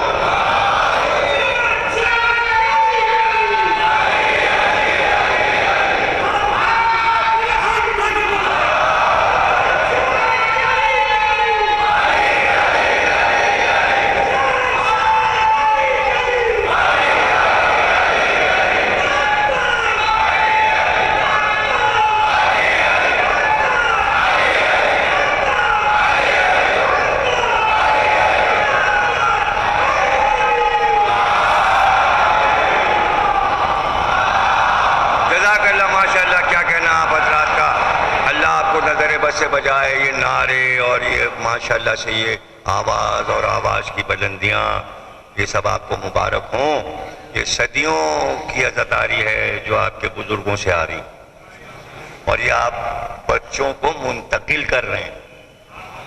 دیکھیے آپ کا ڈبل ثواب ہے، بزرگوں سے لیا بچوں کو دے رہے ہیں تو دوہرا ثواب ملے گا۔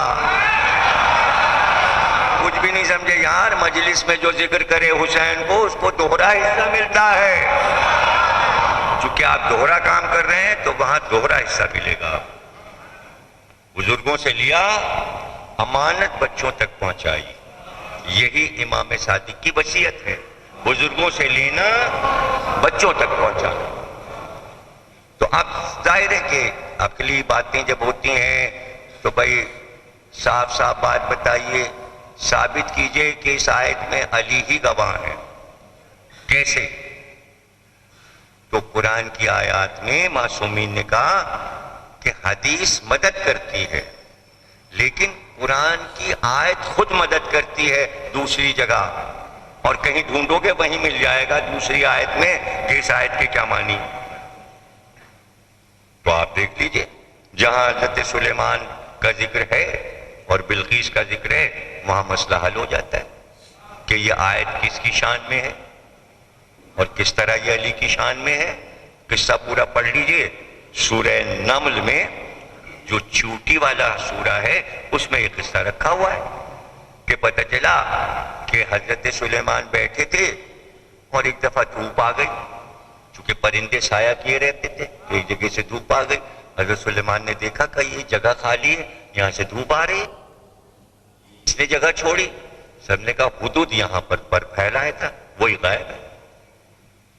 تو فرمایا حضرت سلیمان نے یہ کہاں گیا؟ واپس آئے گا تو میں اس کو ذبح کر دوں گا. یہ میری اجازت کے بغیر اس نے جگہ چھوڑی کیسے؟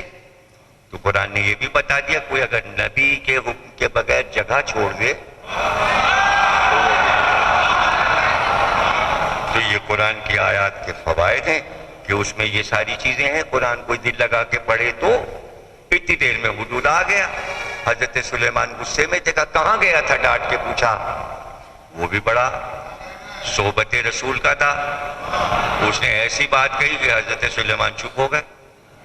کہا میں ایک دم سے میرے خیال میں آیا کہ میرے نبی کی سلطنت کتنی بڑی ہے تو میں اڑا کہ میں حدود سلطنت سلیمان دیکھ کے تو میں چکر لگانے گیا تھا کہ کہاں تک.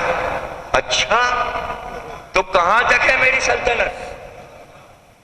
ان کہا کہ وہ تو آپ کی سرحد جو تھی نا یہاں پہ ختم ہوئی. اب ذرا چوکے سلیمان کہ کہیں میری سلطنت کی حد ختم بھی ہو رہی ہے.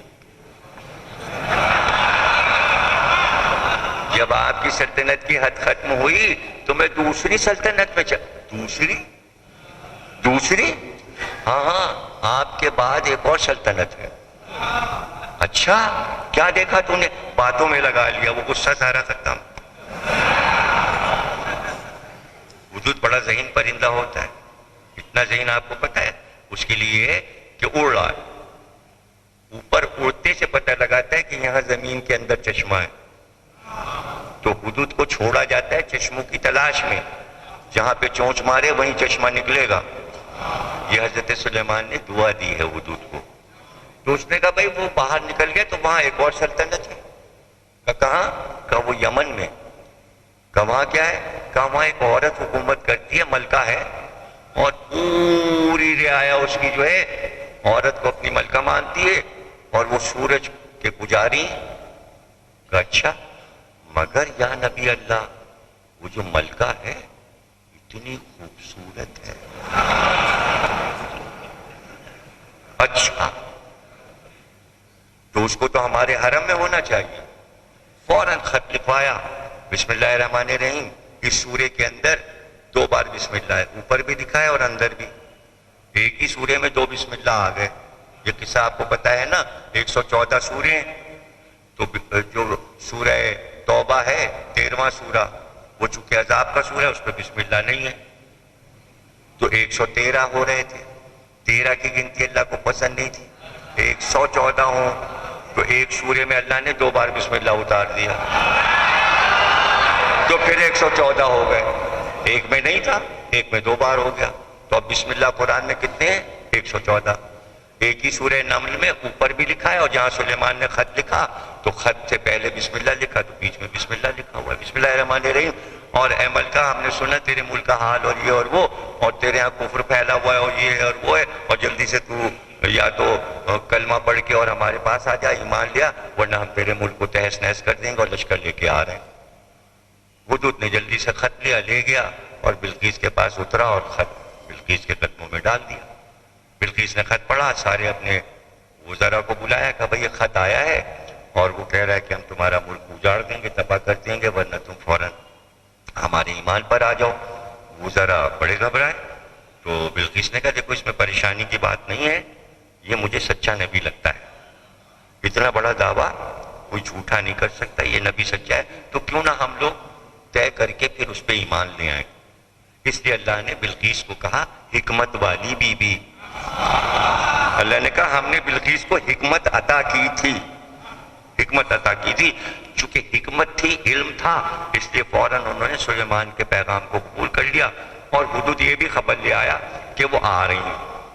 اب یہاں حضرت سلیمان ان کا بھائی آ رہی ہیں، کیسے آ رہی ہیں؟ ان کا آ رہے ہیں بھائی صرف آپ کا تخت تھوڑی، ان کا بھی ایک تخت ہے، اور وہ تخت تو عجیب و غریب ہے، اس میں تو یاقوت جڑے ہیں، نیلم جڑے ہیں، اور عجیب تخت ہے. اب اور حضرت سلیمان پوچھتے آپ کو کہ میرا تخت تھا تخت سلیمان، ان کا بھی تخت ہے، اور وہ اپنے تخت پہ آ رہی ہے. تو حضرت سلیمان نے دربار لگایا. یہ سب سورے میں ہو رہا ہے، قصہ نہیں ہے جو آپ لوگ سن رہے ہیں، تاریخ نہیں ہے. یہ قرآن سنا رہا تھا سورہ نمل. پکارا کا بھئی وہ بلقیس وہاں سے چل چکی ہیں، کون ہے جو تخت کو جلدی لے آئے؟ یمن سے فلسطین لے آئے۔ تو ایک جنات آگے بڑھا، اس نے کہا میں لے آؤں گا۔ تو کہا کتنی دیر میں لاؤ گے؟ کہا آپ کے دربار کے برخاست ہونے تک لے کے آؤں گا۔ تو حضرت سلیمان نے کہا اتنی دیر میں، اتنی دیر میں، یہ تو بہت دیر ہے۔ تو اب قرآن کہتا ہے کہ قال الذی ومن عنده علم من الکتاب، جو سلیمان کے پہلو میں وزیر اعظم تھا موجود، اس نے کہا، وہ بولا کہ جس کے پاس کتاب کا تھوڑا سا علم تھا، ذرا سی کتاب جانتا تھا، وہ اس نے کہا میں لے آؤں گا۔ سلیمان نے کہا کتنی دیر میں؟ کہا آپ کی پلک نہیں جھپکے گی کہ تخت آ جائے گا، پلک نہیں جھپکے گی کہ تخت آ جائے گا۔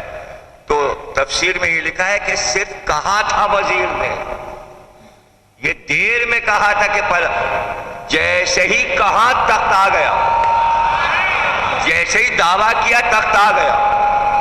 اب یہ مفسرین نے لکھا کیسے آیا، کس طرح آیا؟ تو مفسرین کا کہنا ہے زیر زمین آیا، زمین کے اندر اندر آیا اور ایک دم سے وہ لے آئے۔ وہ علم جانتے تھے کہ زمین کے اندر چیز کیسے چلا کے لائی جاتی ہے۔ اور وہ تھے کون؟ تو پتہ چلا بھائی وہ تو وزیر تھے، نبی کے وزیر تھے، اور سگے چچا زاد بھائی تھے، ان کا نام تھا آصف بن برقیہ۔ تو پتہ چلا نبی کا وزیر چچا زاد بھائی، اور ایسے کام وزیر کرتا ہے۔ تو سلیمان نبی ہے اور وزیر ولی ہے، اور اس کے پاس تھوڑا سا علم ہے۔ یہاں اللہ کہہ رہا ہے میں نے گواہ وہ ڈھونڈا ہے جس کے پاس پورا علم ہے، اور وہ نبی کا چچازاد بھائی بھی ہے اور وزیر بھی ہے۔ تو قرآن سے قرآن کی دلیل مل گئی۔ اب سامنے رکھ لیجئے، ادھر آصف بن برقیہ ہیں، ادھر علی ہیں، ادھر نبی ہیں، ادھر سلیمان ہیں۔ ہاں یہ ایک بات رہ جائے گی آخر تقریر میں، گفتگو میں تشنگی نہ رہے، کہ سوچنے کی بات یہ ہے کہ نبی خود صاحب معجزہ ہے، یہ دوسروں سے سلیمان کیوں کہہ رہے ہیں کہ معجزے سے تخت لاؤ؟ ارے اشارہ کریں تخت یوں ہوا پہ اڑتا آ جائے۔ نبی ہیں، تم لاؤ تم لاؤ تم لاؤ، اور پھر وزیر کہے میں لاؤں، تو نبی کو کہنا چاہیے تھا تم کون ہوتے ہو لانے والے، میں خود ہی لے آؤں گا۔ لیکن کہا ہی اسی لیے کہ وزیر لائے، اس لیے کہ کام سارے وزیر کرتا ہے، نبی اس سے کہتا ہے یہ کام کرو، ورنہ وزیر کے ہونے کا فائدہ۔ آپ سمجھ گئے؟ یہ ہے فلسفہ قرآن، فلسفہ تفسیر، اور ان چیزوں کو سمجھنا بہت ضروری ہے کہ چچا زاد بھائی۔ تو سوال یہ ہے کیوں کہلوایا کہ میرا وزیر میرا چچا زاد بھائی تخت لائے اور وہ لے آیا؟ تو اب پوچھئے حضرت سلیمان سے کہ کیوں کہا، تو ایک ہی جواب دیں گے کہ احمقوں، اس لیے وزیر سے یہ کام کرایا کہ دنیا دیکھ لے کہ جب وزیر ایسا ہے تو نبی کیسا ہوگا۔ علی کی تعریفیں اس لیے ہوتی ہیں کہ جب علی ایسا ہے تو محمد کیسے ہوں گے۔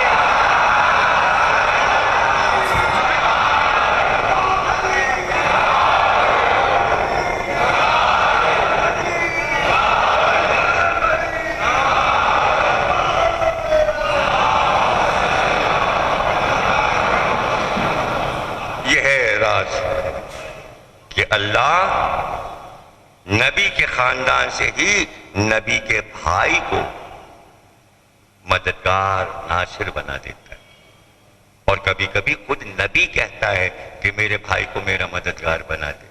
جب حضرت موسیٰ کو فرعون کے مقابلے میں بھیجا تو موسیٰ نے کہا پروردگار میرے بھائی ہارون کو میرا مددگار بنا دے۔ تو بھائی مددگار بنتا ہے نبی کا، اور اس خاندان کا تو دستور ہے کہ بھائی بھائی کا مددگار ہوتا ہے۔ حسین نبی نہیں تھے، امام تھے۔ علی خود نبی کے مددگار تھے، ناصر تھے، اس لیے دعا کی تھی کہ پروردگار ایک بیٹا ایسا دے دے جو میرے حسین کا ناصر اور مددگار ہو۔ اس لیے عباس جیسا بیٹا اللہ نے عطا کیا۔ ایک تقریر حضرت عباس پہ اس سال بھی کی، جب پچھلے بار آئے تھے تب بھی کی تھی، اور یہ ذکر ایسا ہے کہ چھوٹے حضرت کا ذکر جب ہو تو دل چاہتا ہے ذکر ہوتا رہے۔ مصائب میں بھی پڑھا میں نے، فضائل بھی پڑھے، لیکن جب کبھی آپ میر انیس کے مرثیے پڑھیے تو آپ کو اندازہ ہوگا کہ کس طرح انیس و دبیر اور مونس نے جو فضائل لکھے ہیں حضرت عباس کے، تو دل چاہتا ہے بس یہ مرثیے پڑھتے رہو، پڑھتے رہو۔ پڑھ کے دیکھیے ایک بار، آپ کا دل چاہے گا آپ بار بار پڑھیں، اس لیے کہ کتابوں میں ذکر عباس روایتوں میں پڑھ لیجئے، لیکن اگر جنگ دیکھنا چاہیں عباس کی، رزمیہ دیکھنا چاہیں تو کتابوں میں نہیں مل پائے گا، اس سے آپ کو فائدہ ہو، آپ پوری لڑائی دیکھ لیں۔ تو یہی حیدر نواب جعفری صاحب لکھنؤ سے جو تشریف لائیں یہی چاہتے ہیں، پڑھے بھی تاکہ اسے معرفت حاصل ہو، معلوم۔ دیکھیے بڑے بڑے علماء نے حضرت حر پر کتابیں لکھی، ان کا حال لکھا، اور جتنا لکھ سکتے تھے لکھا، لیکن لکھنے کے بعد ہم نے حر پہ لکھ دیا، لیکن وہ رات جس رات حر جاگے اور جو ان کے گزری وہ ہم نہیں لکھ سکتے۔ اگر آپ کو سمجھنا ہے تو میر انیس کا مرثیہ پڑھیے، یہ بڑے بڑے علماء نے لکھا ہے، کتابیں موجود ہیں، کہ یہ بات ہم نہیں سمجھا سکتے، اس کو سمجھنے کے لیے انیس کا مرثیہ پڑھیے۔ اور میں یہ کہتا ہوں کہ صرف اس بات کو سمجھنے کے لیے نہیں، یہ تو لکھ دیا علماء نے، میں یہ کہتا ہوں حر کی زندگی کا ہر لمحہ سمجھنے کے لیے انیس کو پڑھیے، ایک ایک لفظ میں وہ محبت بھر دی کہ جو ابھی تازہ آیا تھا، عزاداروں کی محبت بڑھا دی حر سے میر انیس نے۔ بخدا فارس میدان تحور تھا حر، لاکھ دو لاکھ سواروں میں بہادر تھا حر، نار دوزخ سے ابو ذر کی طرح حر تھا حر۔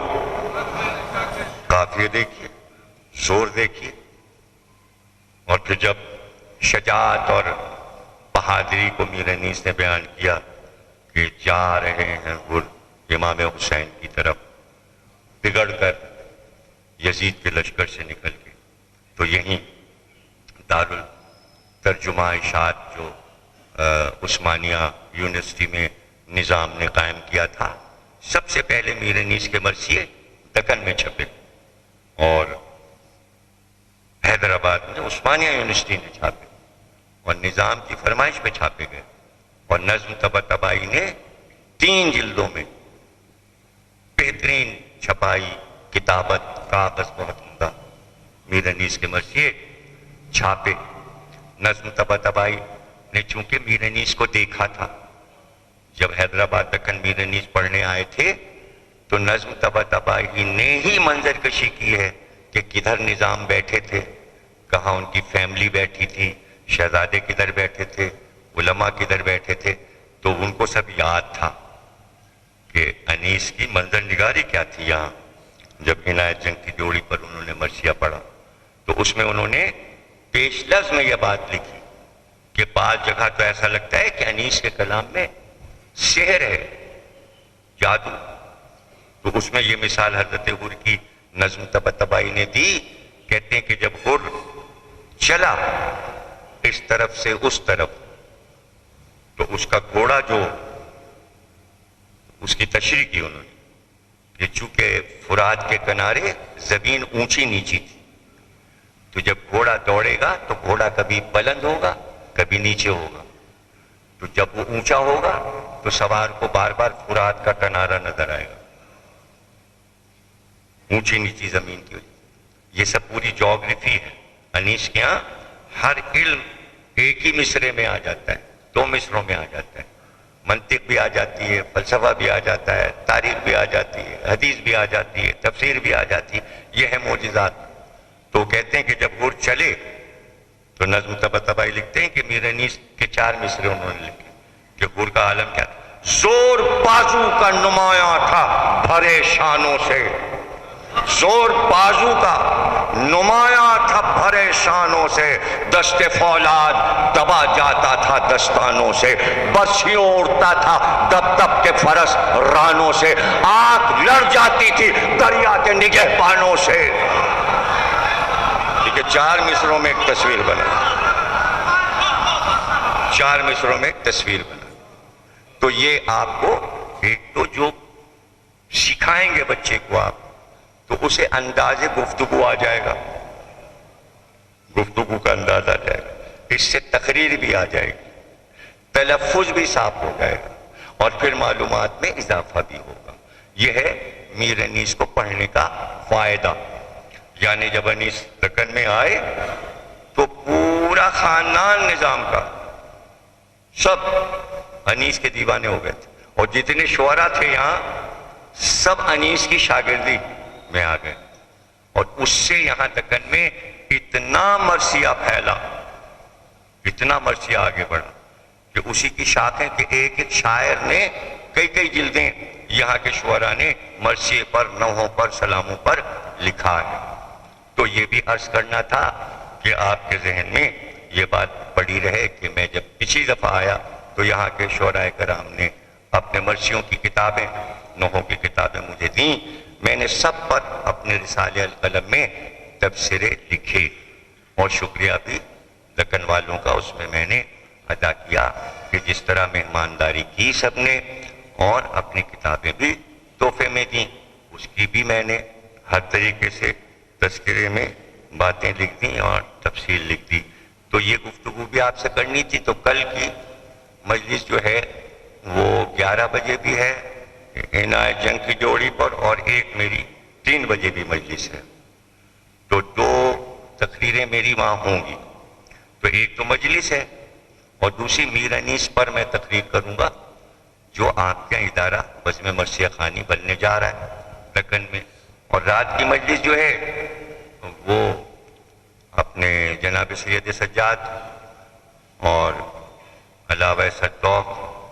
تو اس میں فرمائش پچھلی دفعہ بھی ہوئی تھی کہ جناب سید سجاد کے توق کی تفصیل بتا دیجیے، تو وہ میں عرض کر دوں گا. مجھ سے پڑھا نہیں جاتا، بہرحال چونکہ فرمائش ہو گئی تو وہ بہت ہی صورتحال کیا تھی، توق کیسا تھا، پہننے کے بعد کیا صورتحال تھی، یہ کل کی مجلس میں عرض کریں گے. یہاں کی حد تک 5ویں مجلس آپ نے اپنی محبتوں سے کامیاب کی اور یہ خمسہ ہو گیا. اور اتنی دور سے ہم چل کے آئے، جبکہ یہ آنا بڑا مشکل کام ہے، یہ سفر بڑے مشکل ہیں. اور پھر بھی میں سمجھتا ہوں آسان ہے. اگر آج سے 100 سال پہلے آتے تو کیا ہوتا، اونٹ پہ بیٹھے ہوئے آتے تو 6 مہینے سال بھر میں پہنچتے اور 2 دن تقریر کر کے چلے جاتے. اب تو یہ ہے کہ گھنٹوں کا سفر ہے، 1.5 گھنٹے کا، 2 گھنٹے کا سفر، اور لیجیے آ گئے اور 5 دن یہاں گزر گئے، اور ایسا لگا کہ جیسے ہم مہینوں سے ہیں، اور آپ کی محبتوں سے ایسا لگتا ہے جیسے ہم لوگ برسوں سے ساتھ رہتے ہیں اور سب ایک دوسرے کو جانتے ہیں. یہ صدقہ ہے محمد اور آدم، یہ ذکر اور عزاداری حسین کا میں معجزہ سمجھتا ہوں، یہ معجزہ ہے. تو جناب عالی آخر میں عرض کر دوں کہ قید خانے کا حال کیا تھا، شام کا قید خانہ کیسا تھا، اور وہاں کیا ہو رہا تھا روز، تو وہ بھی سن لیجئے. کہ شور ہوا قید خانے میں، ایک عورت آ رہی ہے کھانا لے کے قیدیوں کے لیے. بس 2 جملے کہوں گا، تقریر ختم ہو گئی، اور پھر آپ کے لیے دعا، اور دعا سنیے گا، الوداع کہیے گا، اور رخصتی سلام. مشعل آئی، پہلے روشنی ہوئی، اور ایک عورت کئی کنیزوں کو لیے ہوئے اندر داخل ہوئی. کنیزوں کے سر پہ خوان تھے جس پہ کھانے رکھے ہوئے تھے، وہ کھانے لا کے رکھ دیے گئے. اور ایک عورت اٹھی اور کہا قیدیوں تمہارے لیے ہم یہ کھانا لائیں، ہم نے سنا تم لوگ کئی دن سے بھوکے ہو،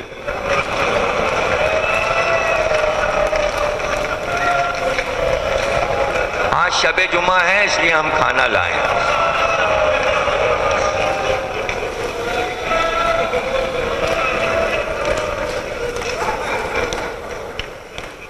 حضرت زینب نے فرمایا بی بی تو کھانا لائی، مگر یہ تو بتا دی یہ صدقے کا تو نہیں، صدقہ ہم پر حرام ہے، ہم آل محمد ہیں۔ اب وہ بڑی چوکی، لیکن اس نے فوراً جب صدقہ سنا اس نے کہا نہیں بی بی یہ صدقہ نہیں ہے، یہ نذر ہے۔ تو حضرت زینب نے فرمایا اگر یہ نذر ہے تو کس کی نذر ہے؟ کس کی نذر ہے؟ کبھی بھی میں واقعہ سنا دوں، میں بچپنے میں بیمار پڑ گئی تھی بہت سخت، میرے باپ سے لوگوں نے کہا کہ اس کو رسول اللہ کے پاس لے جاؤ، وہ دعا پڑھ دیں گے یہ صحیح ہو جائے گی۔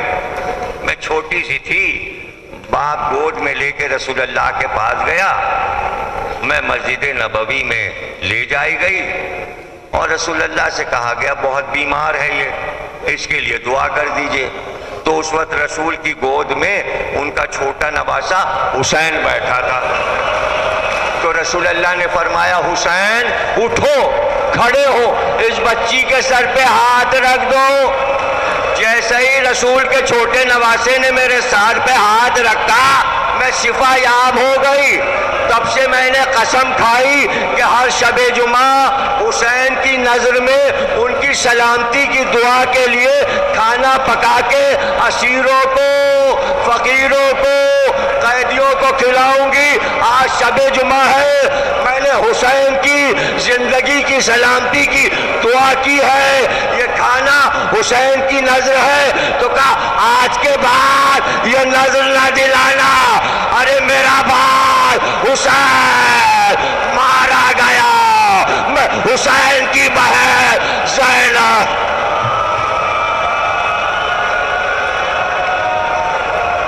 بار الہ اس عبادت کو قبول فرما، ہمیں کوئی غم نہ دینا سوا غم حسین کے، بحق محمد اور آل محمد۔ ہم میں جو بیمار ہیں ان سب کو شفا عطا فرما، بانیان مجلس کے مرحومین کے درجات کو اعلیٰ علین میں اعلیٰ۔ پروردگار امام زمانہ کا ظہور فرما، ظہور میں تاجیل فرما، اللہم صلی اللہ